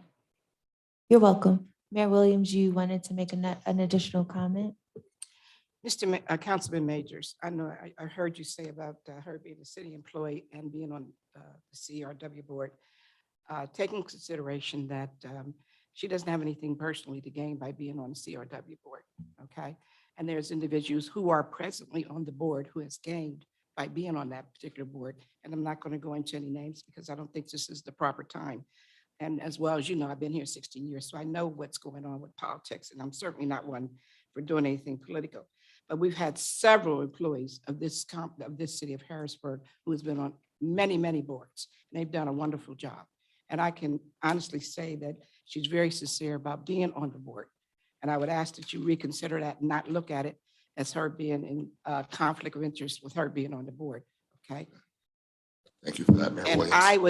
I was the one when they separated in 2013, CRW and Harrisburg Authority and the city of Harrisburg, when they separated, I was the one involved in the debt reconciliation, okay?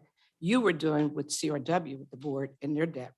I dealt with the city of Harrisburg. So we always kept that separate, but we always been a part as a unit, a collaborative body. And as a matter of fact, since 2013, they finally 2 years ago, got to the point where they start helping our residents after many, many complaints. This year alone, I've got 22 complaints about how they've turned the water off and how people have come to me about no assistance from CRW, not knowing about their program that they first started in, I think, in January of this year. So that's a concern. Are they in it for the residents? Are they on the board for themselves? Thank you for that, Mayor Williams. Again, I wanted to be clear.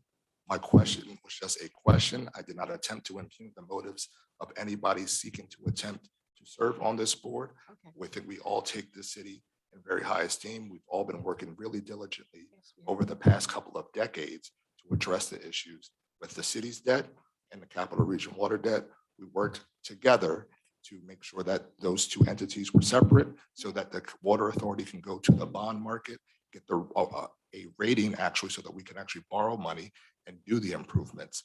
I take a little offense that you are attempting to make it seem like a question.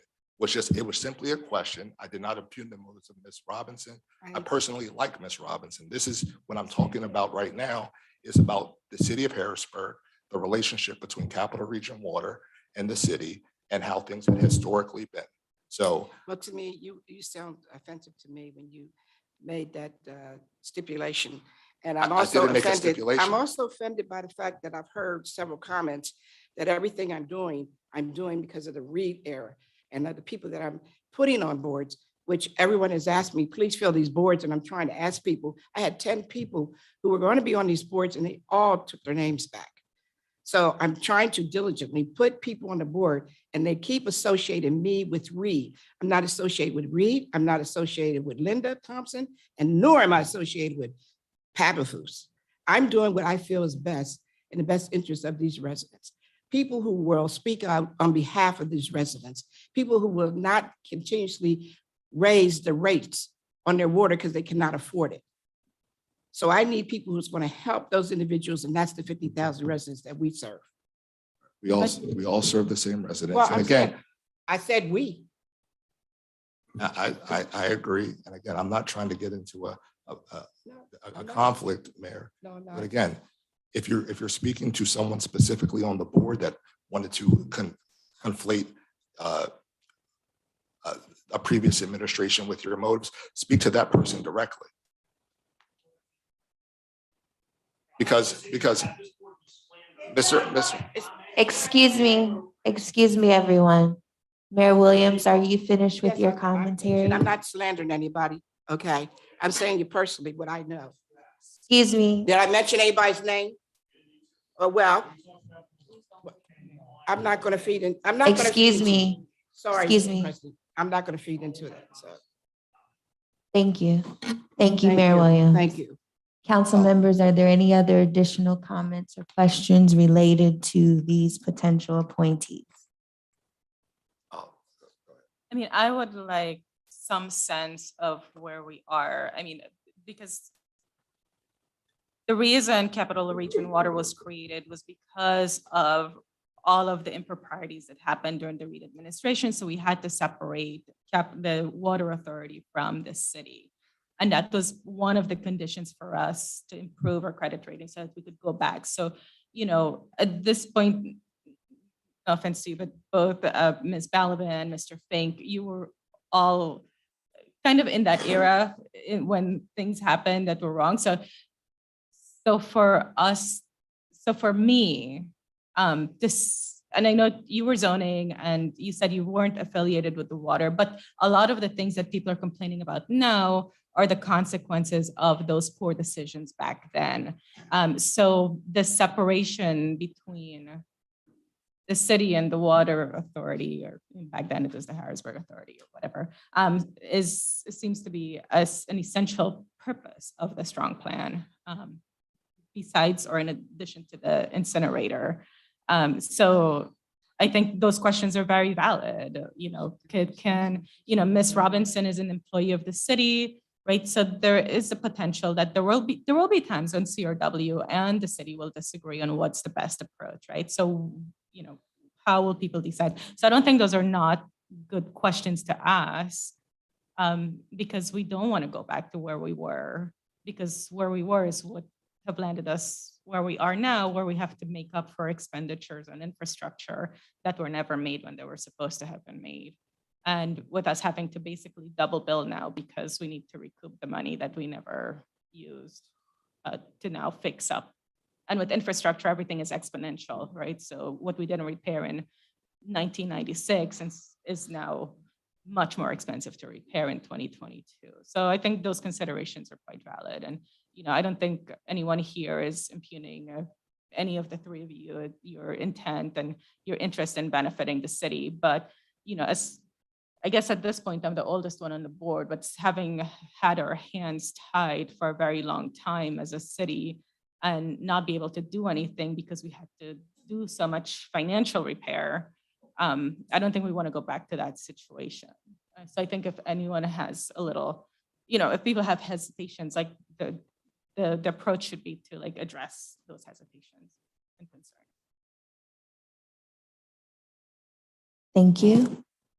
Any other questions or comments? Okay. Just one. When I know the solicitor said you would be providing, you would be providing us with the dates of each of the terms. I can do that this week. I can't give you an exact date. Hopefully tomorrow, but Okay, it just depends how long meetings I'm in run. It's just about a little bit of going back and doing the research off our system and pulling them into a document you can all see. So, okay. And then just again, because my memory, I just want to make sure the intent is to replace 3 members that are currently seated, leave the vacancy open. The only one according to this list that the list that's on our website, that term has not expired currently would be the term of Mr. Garvey Presley, which is set to expire January 4th, 2023. So the intent, again, because it wasn't in the resolutions, is to replace the term of, it would be Mr. Enders, Ms. Cicadas, and Mr. Karowski. Those are the 3 terms, correct? that's the mayor's intent. And then there's another name that is already now coming in a draft resolution for the vacancy. Okay. But as that's not a public All right. And determination, then- I can't really. Understood. And then in terms of whether it's resolution construction, do those need to be identified when we go through that process? Because So, again, so on the very end, that's why which one the date is blank on the very second page. So we would go through the presentation and the council has traditionally picked which seat someone is filling. It's been rare that the appointment has been immediately at the end of a 5-year term. So it's always sort of been in the midst of another term.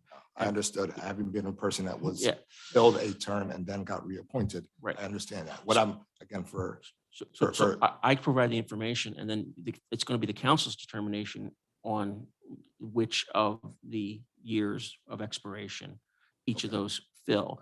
I will note that the mayor's intent of the appointment, and there is a difference between an appointing authority and a ratifying, which is what the council does. The appointments are already the appointments, and they're here for advice and consent. And her appointments are for the 3 sitting members who are not expired. That was the clear intent of the mayor. Right. Okay. And I'm just trying to get the Yep, clarity. yep. All right. Can I add, just because from a lot from what Ms. Daniels said, you've sort of delivered a lot in that summary. And it's been now almost a full 10 years since we've been down that road. I would say memory is probably a little fuzzy about what the intent of the strong plan was, of receivership, of the consent decree. They are different animals.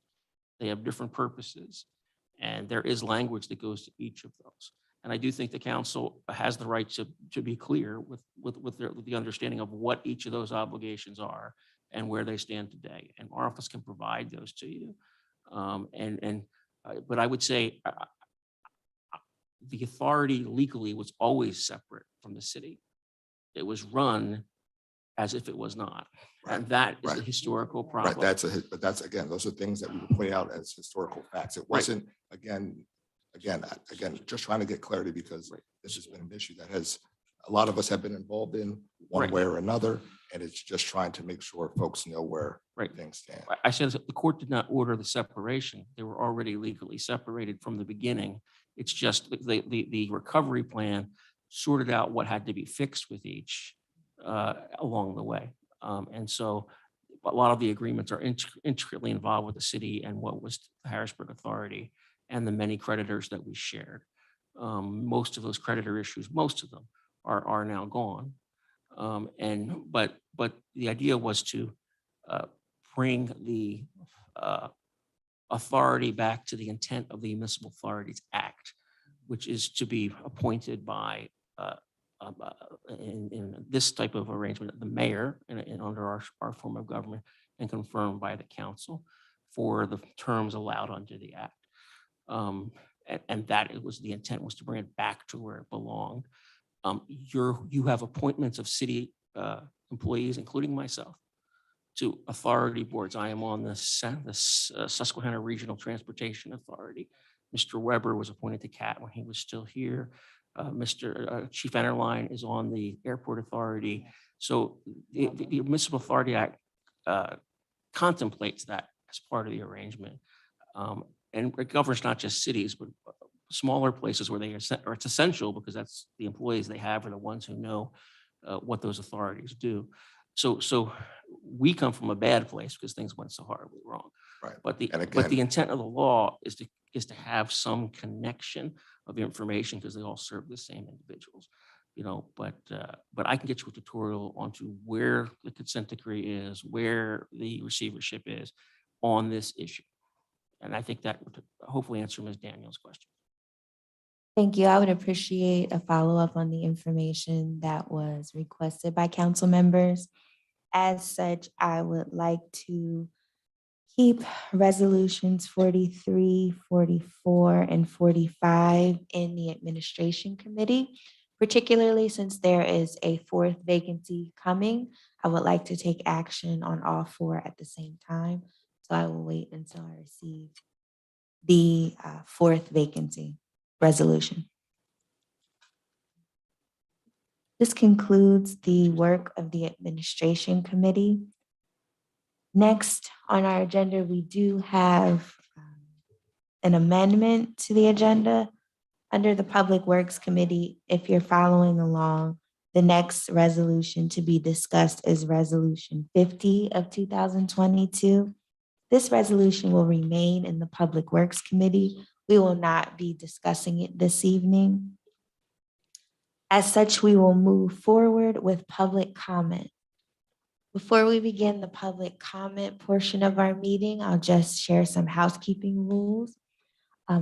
Everyone that comes to this microphone, if you could please speak into the mic, state your name and your address. If you don't feel comfortable sharing your address, please state the vicinity in which you live within the city. You will have 2 minutes to share your comments.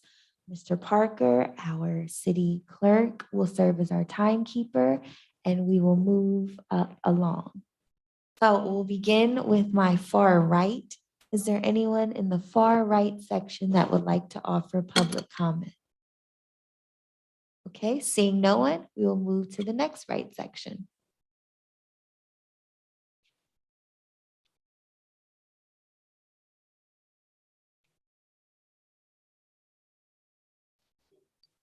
Deborah Taylor.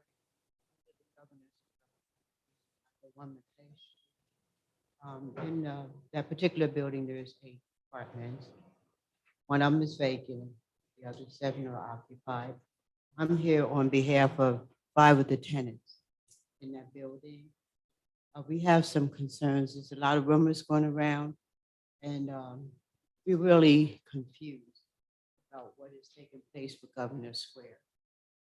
So I was asked to come. Nita, she can't be here. She wrote this paper with 5 concerns, and I'd like to bring those concerns to your attention. Hopefully, we can get some type of understanding that. The first rumor that we heard is that they want to tear it completely down. So starting with number 1, the question was, no, okay, now I'll start with number 2. What are any of the proposals of future plan for Governor Square that the city is taking care of? I didn't write this. Ma'am. It's okay. Okay. Could you speak directly into the mic, please? Oh, okay. Thank you. The first concern was, we was told by rumor, and we need some clarity on this, that Governor Square was going to be completely tore down. Okay. So we are naturally concerned about that because as of right now, it's only a rumor. The 5 things that I was asked to ask City Council was, any of that is true? Does anyone have any knowledge of Governor Square being totally wiped out? And if so, what are the rest? Where are we going to go? Will we have enough time to make necessary arrangements? If that should be that. That was one of the questions. The other question was, what part does the city So, well, I just wanted to give, I'm sorry, I can't hear you. Okay, I'm sorry. Thank you. Okay, all right. So the other question is, what are the plans for Governor Square? We also heard that there are potential buyers of Governor Square. Okay, we would like to know if that's true. I mean, because again, it's conflicting to what we was told. We was told first, rumors going around, they're going to destroy, we're going to have to move. Okay, now we're understanding, I've been to 2 meetings, and I believe at the last meeting, it was said that there are some proposals of different people who would like to buy Governor Square. Okay, so we want to know more about that. You know, it's like we're at a loss. We don't understand. One thing is being said and something else is being said. So we would like some clarity on that as well, you know, so that we know, you know, what we have facing us. The other thing is, they had asked a question is, what is the legal relationship between ownership of Governor Square and the city of Harrisburg? That was number 4. Number 5 was, if they tear down, where are the residents going? What is the intention of the city council and the mayor of Harrisburg? What are they saying about all this? Are they going to help us? Are they going to protect us?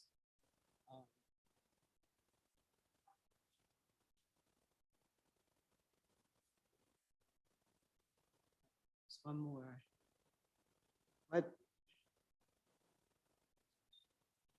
I can't make out the first one. I do apologize. Again, I did not write this.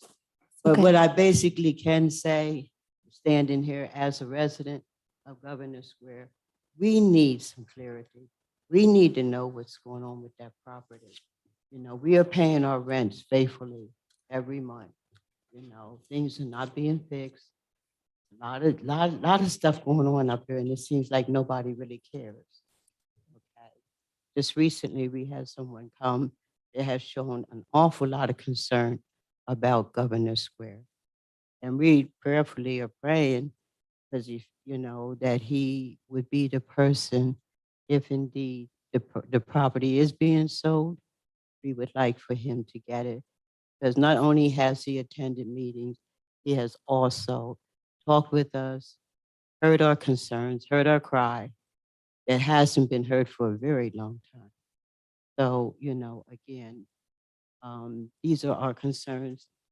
And if somebody could please get back with us, at least let us know, you know, something, we would deeply appreciate it. Thank you.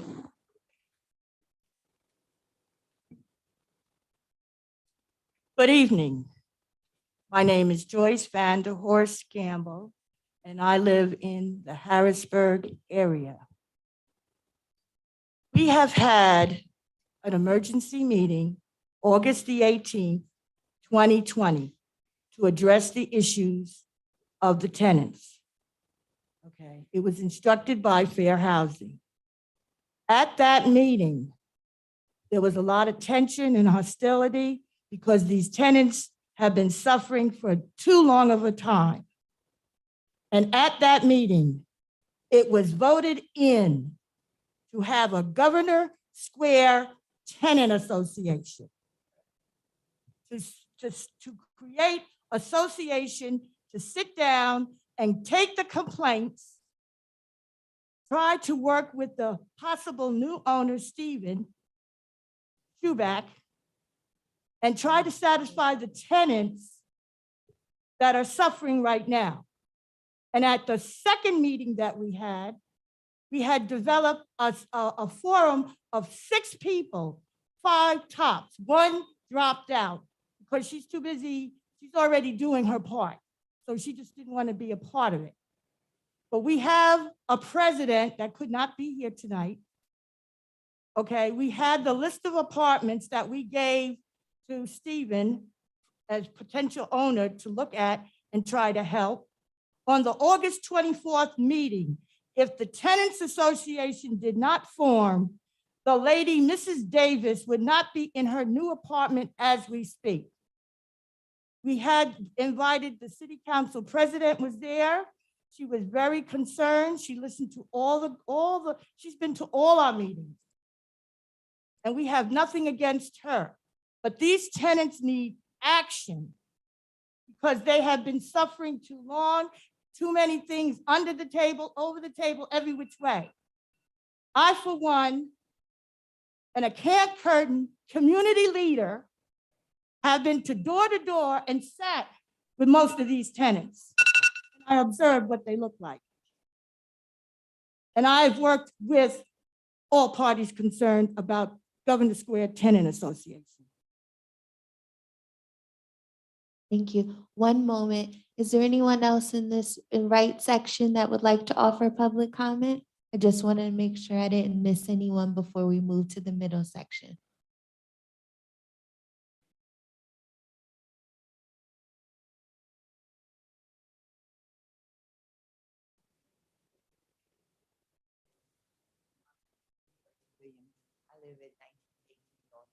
I live in the one they call the town. And I do need clarification on this. When I'm talking to people, one said, I thought they was all one. But it seems like there's a separation between the townhouses and the other ones. Okay? And there's a lot of things going on up there that we don't know. We don't know what's going on. One minute they, like he said, they're gonna sell the place. Next minute we got people coming in. Meanwhile, we are there. We can't get no support. Like if I need something repaired, okay, we'll be there. That never comes about. Okay, it's never done. It's like my particular apartment, my particular townhouse. My washing machine, please. Been there about 6 or 7 times about to leave. But they're not going to come into the ceiling fall. But that's the type of thing we are into right now. So we really need to know, and I truly like to know who owns what, you know, because also when, and they said it's happened this was ordered a long time ago, it states that when you moved into the townhouse, you had an option to buy it. But now they tell me that there's something written, okay? But now they're saying that's not true no more. I don't know. It's a whole lot of, I don't know what's going on. So that's what I like. I would like to get a tenant. We need one, bad, okay? Thank you. Thank you. Is there anyone else in the right section that would like to offer public comment? Hello, everyone. My name is Deborah Taylor. I live at Governor Square. I live on the first floor apartment, and I'm the one that is nice to everyone. Let me tell you something. Let me tell you this. Over the weekend, I am so irritated because I have a leak. And it's coming from my girlfriend's apartment upstairs, the one that broke her leg. Well, her ankle, coming around walking on the Governor Square property, broke her ankle in 2 places. So I sent a text message to someone and I said, please, I have a leak. When she turns her air conditioner on, we're leaking downstairs in my apartment in 2 places. The pipes need cleaned out. We already know that, but nobody cares in our apartment. So we just need some help because we have a man, his name is Stephen, and he's very caring.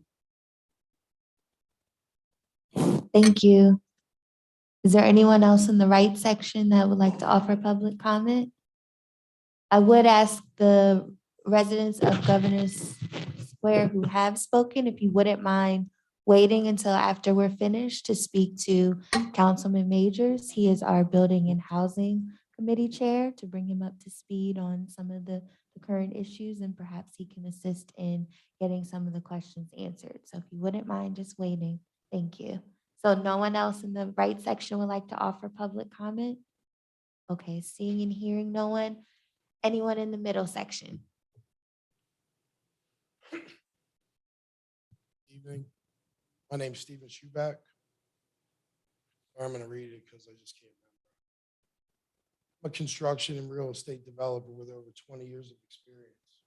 I specialize in large-scale projects such as apartment complex, hotels, commercial streets. The past 14 years, I serve in a project manager capacity mostly. Although my family now resides in South Carolina, I grew up and lived here in Harrisburg for 38 years. And have spent the majority of the past 16 months living here, working on acquiring the residences at Governor Square. I had planned to acquire and implement a controlled and systematic renovation. My plan required no resident to need to be without shelter through renovations. Unfortunately, my intentions and plans have been met with extreme conflict, and the reality is this project is beyond challenging. Residents have and can tell you what it's like to live there now. Some of you have seen it with your own eyes. COVID exacerbated a 20-year term of renovations, and they're living in things that just should be desperately corrected. To complete this project, a detailed plan, amazing working relationship between the city, the residents, and the owner developer, lots of good luck are going to be required. I started to begin to build that relationship, first with the residents, and I need to see my plan to fruition. Because of the resistance I faced in taking ownership, I have shifted gears, and I have accepted a consulting engagement to represent the owners going forward to prepare for winter and to make construction renovations and corrections at the property. Again, winter is coming and time is of the essence. Roofs, heating, stoves, these things have to be corrected now, and the residents need it done now. I'm going to table what I want and continue what my plan is in the direction that allows the residents to get something. I can only hope City Codes is ready to coordinate and work with me to get the tenants safe shelter. I have a connection to these tenants. Some are parents, cousins, children of the people I grew up with. I may live in South Carolina, but I'm Harrisburg.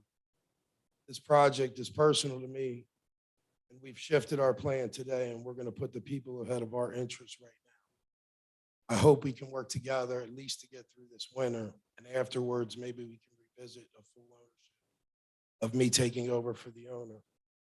As of right now, he is committed to what I just stated, working together and fixing the problems towards my ownership. I hope we can work towards that going forward, and I thank you for your time. Thank you.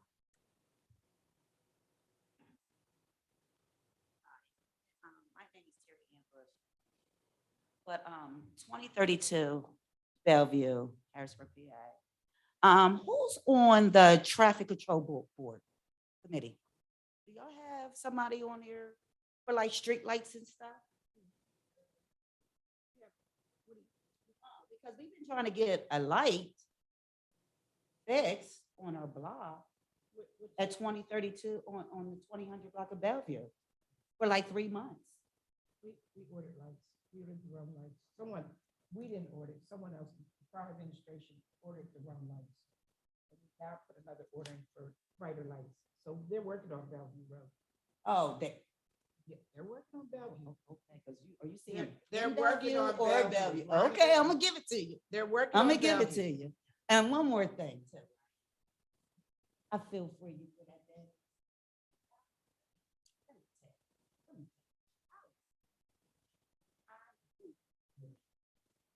And I really think that it is really when a meter reader didn't replace a battery.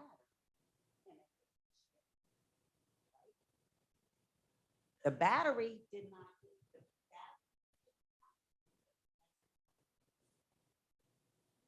So this means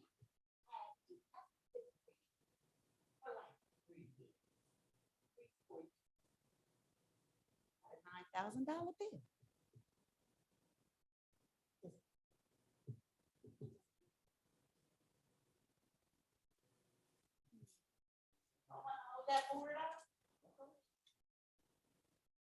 Thank you. Is there anyone else in the middle section that would like to offer public comment?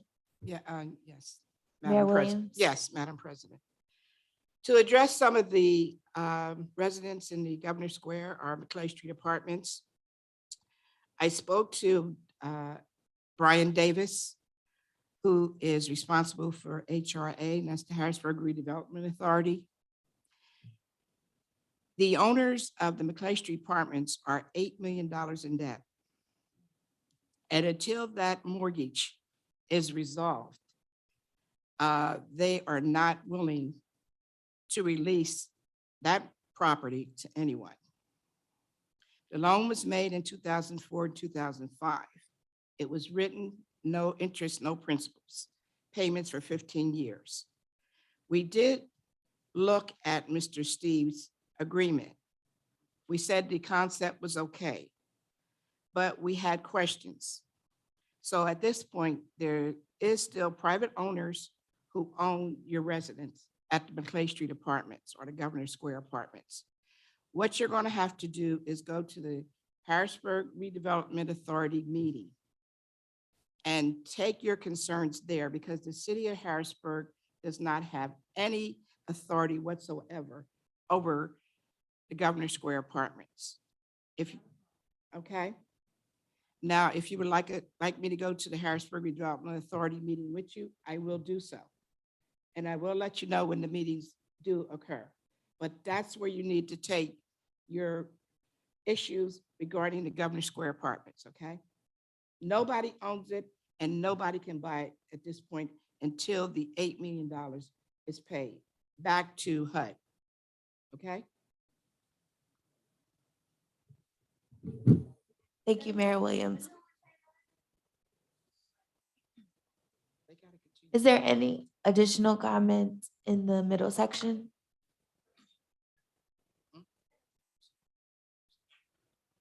I thought I was clear. I'm sorry. Oh, We're not okay. going to try to buy the property. We're certainly not going to pay a loan that's assumable, that has no payment until 2036, that is designed to keep the property affordable.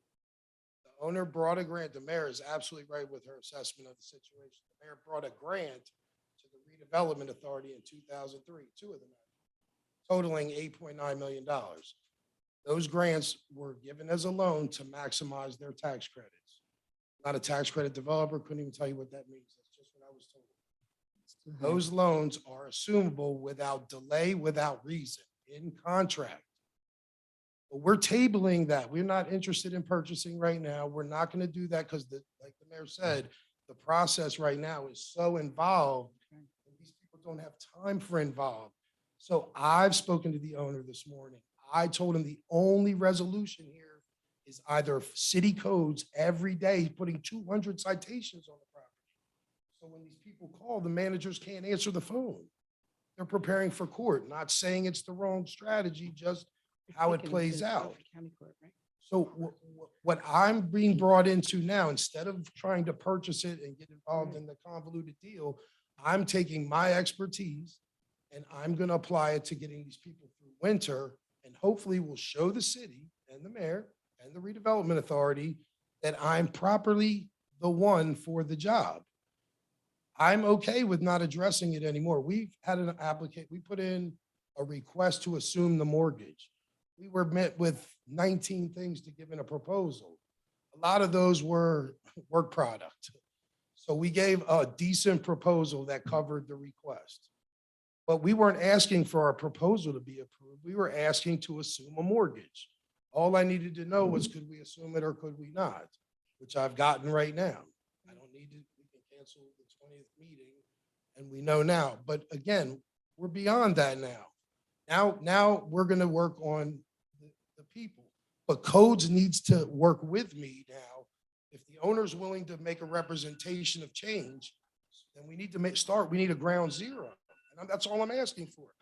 Forget about buying it. I just want a ground zero to start fixing things. Thank you. Is Just- there anyone else? I'll be staying afterwards. Thank you. Is there anyone else in the middle section that would like to offer public comment? Okay, seeing and hearing no one. Anyone to my left?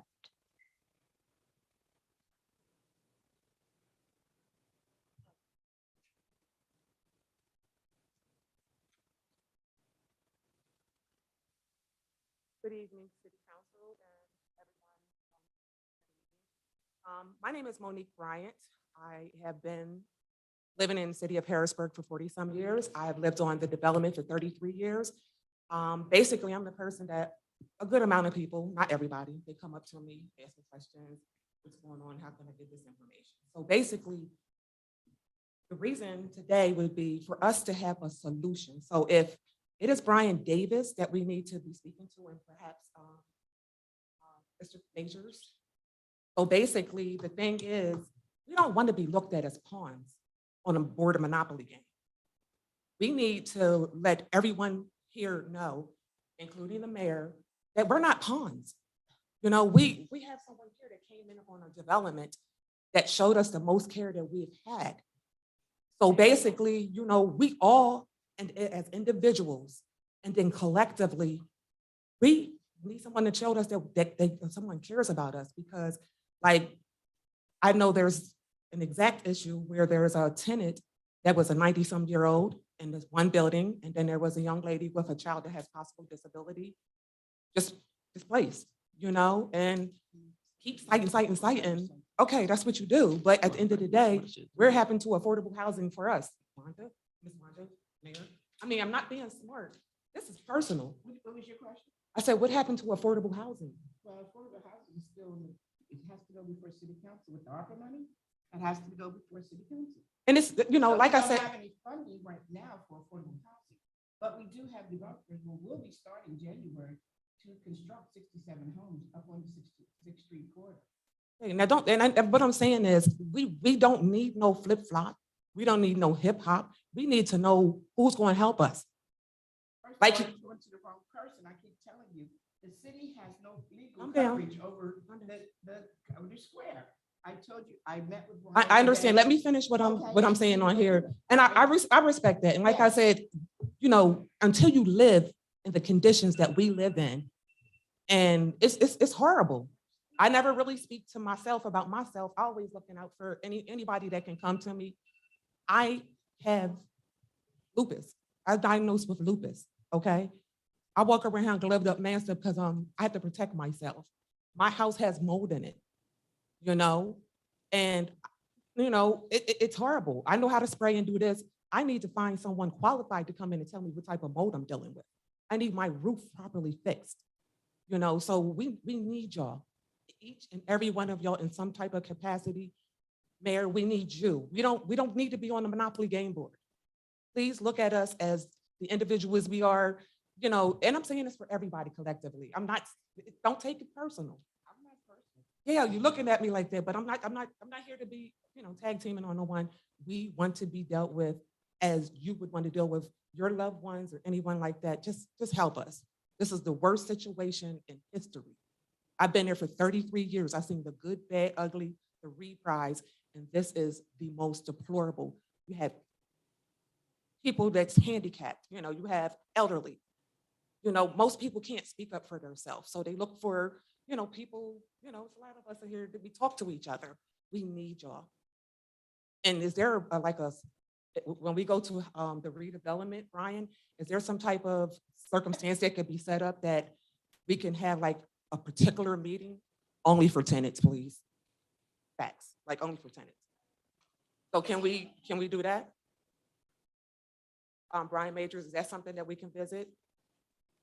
My name is Westburn Majors. Brian. What do I call you? I'm sorry, your It's brother. okay. It's I'm all just right. like, I'm all over the There's- place right there's now. several of us, so it's Yeah. okay. We get confused for each other all the time. That's all right. But I think we're referring to the Redevelopment Authority and Brian Davis. Yeah. I am willing to sit with you all, you get my information, and we can talk about what, you know, what next steps can be done. But as the mayor mentioned, it is privately owned, so there are some limitations on what the city can do, but we can try to figure out how to work together in some capacity. Okay, because I'm ready. I done hit entities. I done hit the mayor. I mean, not the mayor.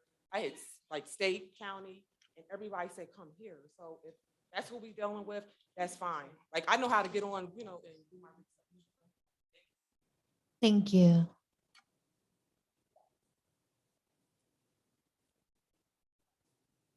I'm going to try to actually speak in the microphone this time because I always fail. My name is Brandon Basom, 3000 block of 3rd Street. And you want to line here, but I'm here again. When Harrisburg did the State Street Rapid Response Study, it was determined that certain steps needed to be taken to make the deadly streets safer. Key among them was, I'm sorry. Key among them was decreasing the distance pedestrians had to cross across busy traffic lanes. The new plan that Wood is proposing does away with this entirely, leaving the road as dangerous as ever. The work that should have started in March would have decreased the traffic lanes from 5 lanes down to 3 for 20 hours a day on weekdays and 4 for 4 hours a day on weekdays. Would have decreased it down to 3 all weekend.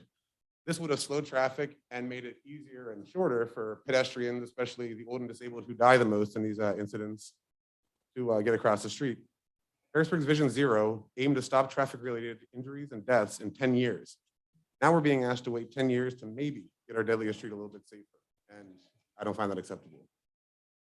There's a lot of talk about the reduction in traffic due to, making another lane for traffic during rush hour. Being left out of that, and I thought it was odd, was that when it was initially proposed, and many of you were on council when it was, there was a plan, I think it was the city authority or the parking authority's attorney wrote up to use the DGS lot down by the cemetery by 13th and the one school's parking lot and make it a resident zone parking area. This would have actually made up for whatever parking would have been lost for those couple hours a day. Under the new plan, we're going to lose about 50 spaces. And there's been, that resolution has never been brought before city council.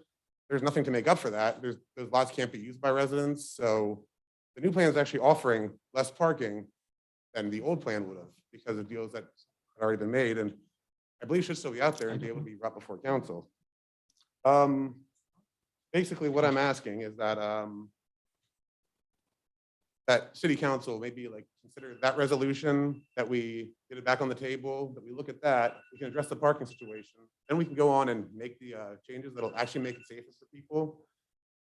This original plan, resolution 7/2021, was repeatedly discussed and unanimously approved by council. I don't know how it was halted without a vote from council, or I don't understand, how that works, but nonetheless, it was. Council doesn't have to approve this new plan that is being proposed. They can reject it and have the work restarted as it was supposed to be done in the first place. This shouldn't divide us as a city. The old plan kept at least the same amount of parking, a little bit more, made it preferred for residents, made pedestrians, micromobility users, and drivers safer, and will not cost an additional $500,000 if the new changes will. Spending an additional $500,000 to keep residents less safe just doesn't make any sense. Thank you. Thank you.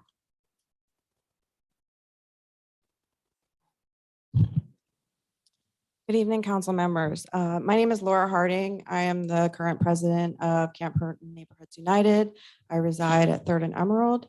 On behalf of Camp Curtin Neighborhoods United, we want to thank city council members and our mayor for attending our town hall events last week on August 31st and September 1st that we held for Governor's Square apartment residents.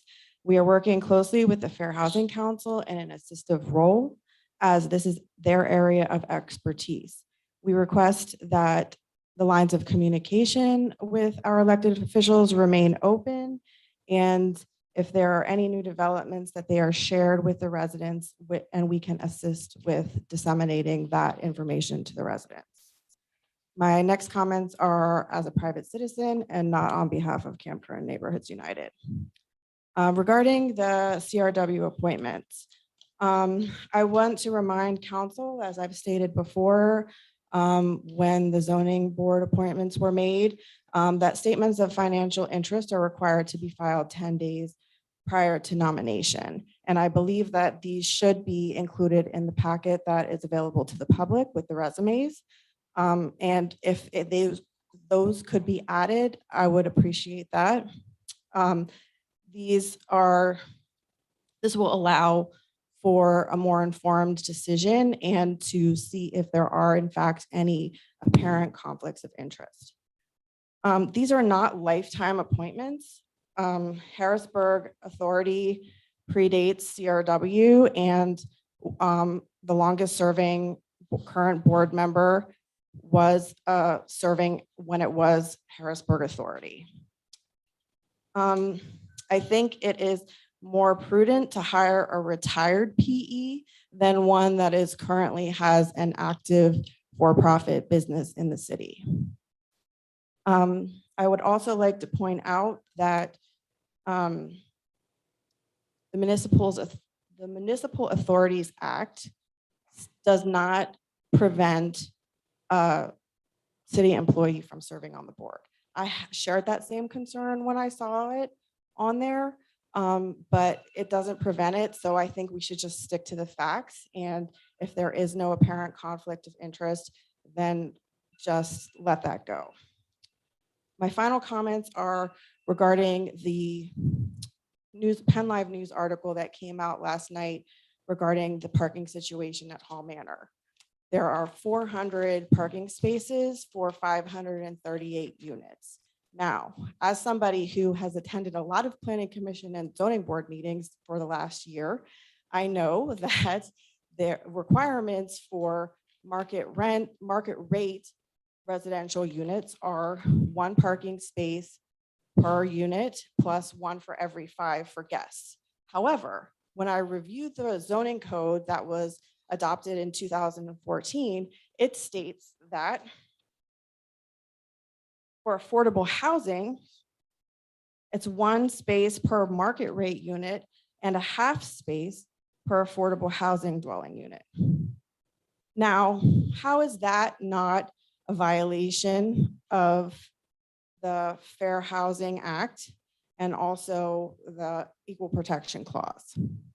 So we are writing legislation now that affects different socioeconomic classes differently.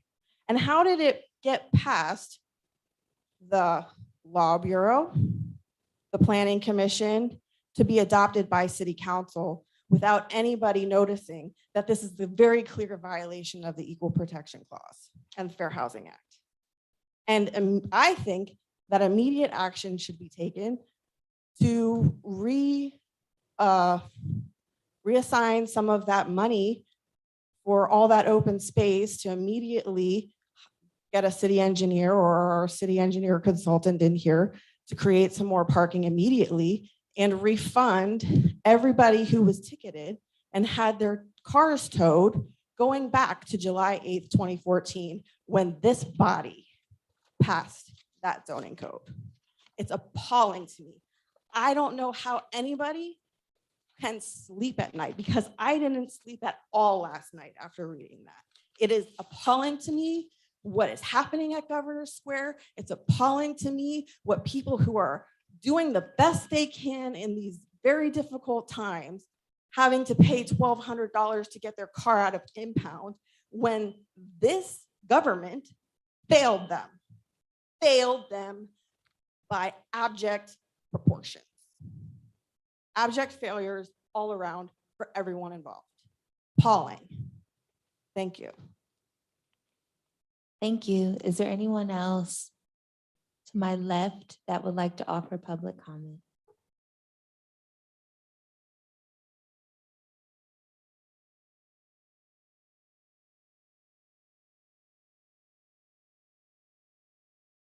Good evening, council members. Mark Kurowski, 1421 North Front Street, here tonight in my capacity as the chairman of the board of Capital Region Water. Not here to impugn for sure, or even speak to the veracity of the candidates' backgrounds. That's your job as council to interview. My role here tonight, or my purpose for being here, is to just provide some more information, to clarify a few things that were spoken tonight, whether it was in the interviews or in public comment, and just to give a little bit of background on the impacts of this suggested placement of 3 board members, which is the majority of the board, on Capital Region Water. I'll apologize. This is a lot of information to try to cover. I know I'm going to go over 2 minutes. I would greatly appreciate your indulgence. I will go quickly and try not to hold us up. To be honest, we weren't notified of any occurrence that this was happening, neither CRW's leadership nor our board. We've not had time to present or speak. So ask your indulgence if you so inclined. So, and I think folks realize, but a lot of folks don't realize the sheer size of Capital Region Water. This is not a small organization or entity.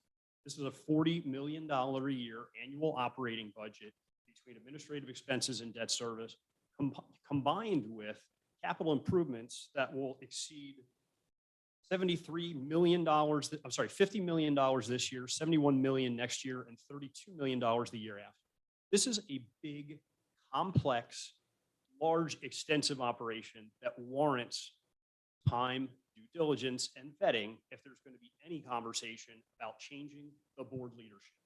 It's huge. This is significant.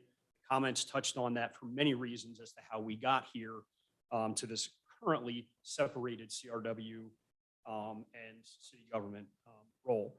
As was noted, it takes years. I've been on this board, I'll freely admit, I'm the guy who's been on the board for 15 years, and I'm happy to speak to it. I'm not looking to be on this board for life. Neither are any of my board members. We're here for good government to make sure that we offer the skill sets that we offer to this board, this community. We do it because we love it. Volunteer time. We do not get paid.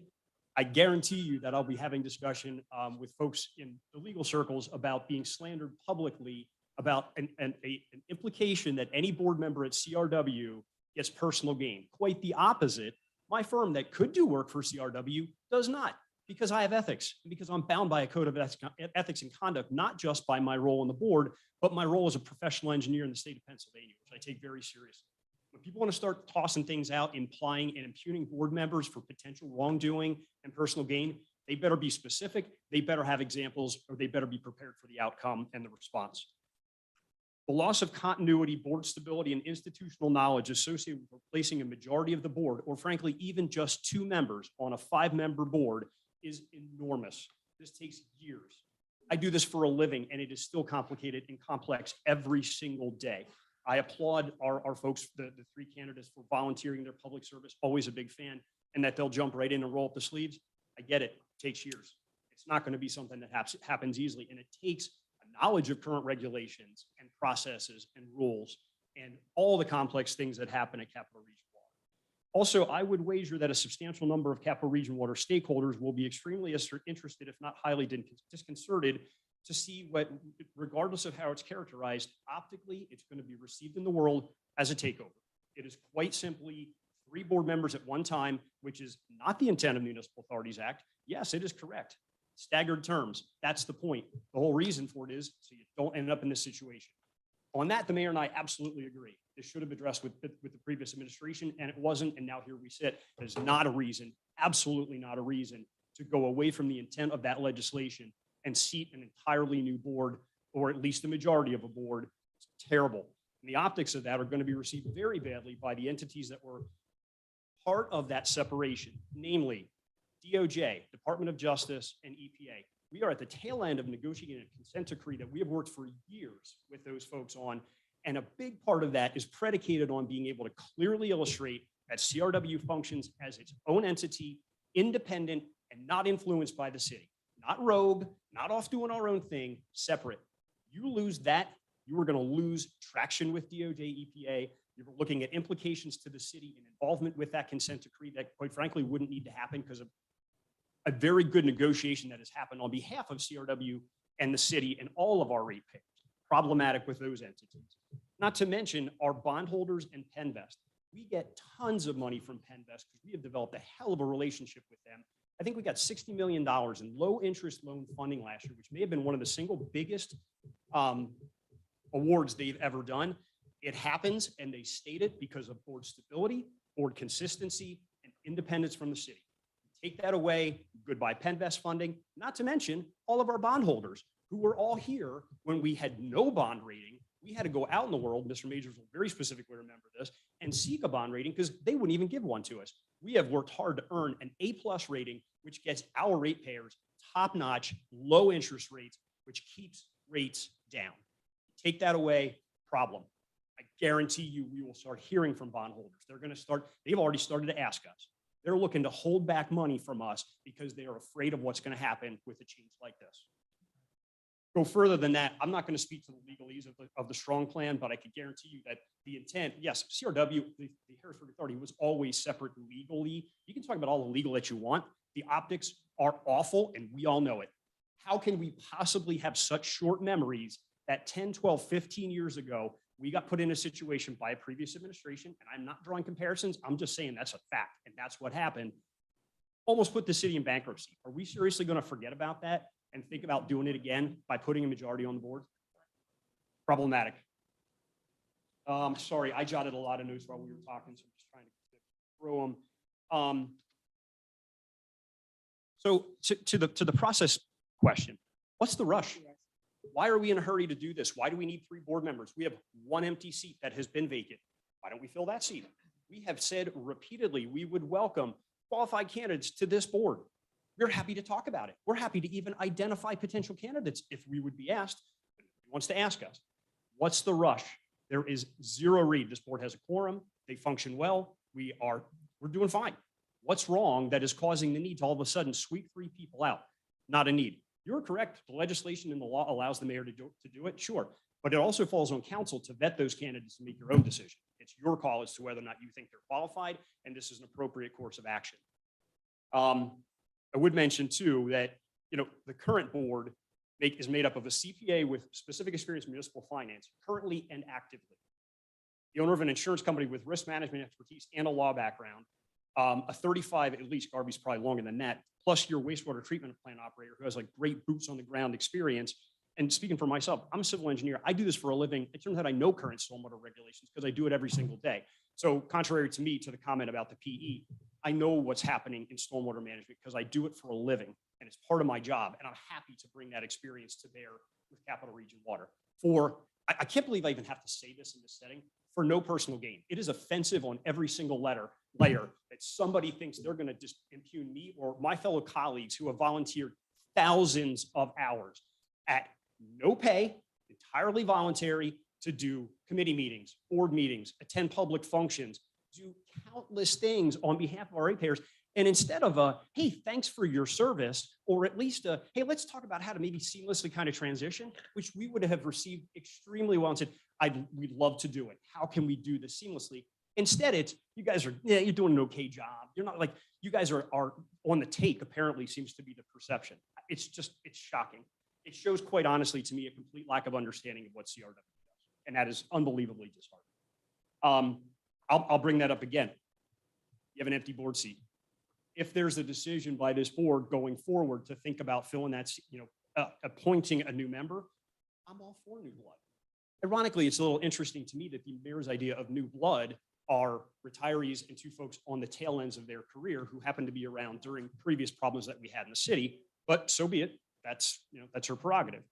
But fill a seat that's empty. This is a complex organization. It takes time. We need people that have very specific skill sets. We don't have a government lobbyist type person. We would love to have somebody like that that could help us advocate in the Hill. Somebody mentioned, I think Ms. Balaban mentioned the stormwater impact fee. 100%. We were up on Capitol Hill testifying in front of their environmental committee to say, you guys owe us money. We've been working them for a year and a half, and we will continue to do that because it's important for the residents and our ratepayers, who again are the same people, other than CRW actually extends beyond the city. So we serve 22,000 households, I believe. I did want to suggest and would respectfully offer, we have not been brought to the table to have any conversation about this, which feels incredibly empty and hollow, because how can you possibly make a decision about this organization and its future, and frankly, the future of the city, without involving the entity? It's madness. Could we not be invited to participate perhaps in the next committee meeting, where we would be happy to offer a presentation on programs that we have, answer questions? Things came up about the meter. I'm happy to speak to the meter situation. We have a customer assistance program that is not funded by ratepayers. I'll agree, and kudos to the mayor. She has repeatedly mentioned that. It was a conversation we've had for years to have a customer assistance program. The problem is we can't just do it with bond money. We had to find ways to generate revenue, not through increasing our ratepayers' rates, to be able to fund that, and we did it. We have a customer assistance program. It is robust. We have helped. I don't have the numbers, but I'm happy to provide those in a presentation. Our MWDBE program, over 47 construction projects totaling close to $17 million committed to MWDBE consultants and construction firms over the last 5 years. This is the stuff you need to know. And the only way it gets out there is if we get the opportunity to speak to it. So I'll ask, and I don't know what protocol is, and it doesn't need to be answered tonight, but we would welcome the opportunity to be here at the next committee meeting to provide, and you can give us a window. If it's a short window, that's fine, to provide some information, some history about all the things that are happening, how we do speak to customer service. We have a very robust customer service center. How we do deal with shutoffs. The last thing I want to do is shut off. We don't want to do that. Alternatively, if we don't, and we see it when shutoffs are off, we have $8 million in revenue sitting out there right now. That is, we have to find a way to get it. It's also a business. I will say that also, Mayor Williams had suggested to us, she didn't like how we were posting for shutoffs. We changed the process. We specifically did it to soften it up. We heard her concern and we addressed it. Why can we not be talking? I just don't understand why CRW is getting completely shut out of this. It makes absolutely no sense. I've got tons more here. I'm not going to tie you up more than that. There were a number of questions that I would love to answer, but I appreciate your indulgence. It's frustrating and it's difficult for me to have served. And this board is, they're servant leaders. They do it selflessly. They do it because they love this city. They care about these ratepayers. They have zero personal gain. And quite again, it's more detrimental. They lose business opportunities and it costs them their time, but we do it because we love it and we try to do a good job. So it's kind of tough to compile all of that into what is probably now a 5 or 6 minute window. Thank you.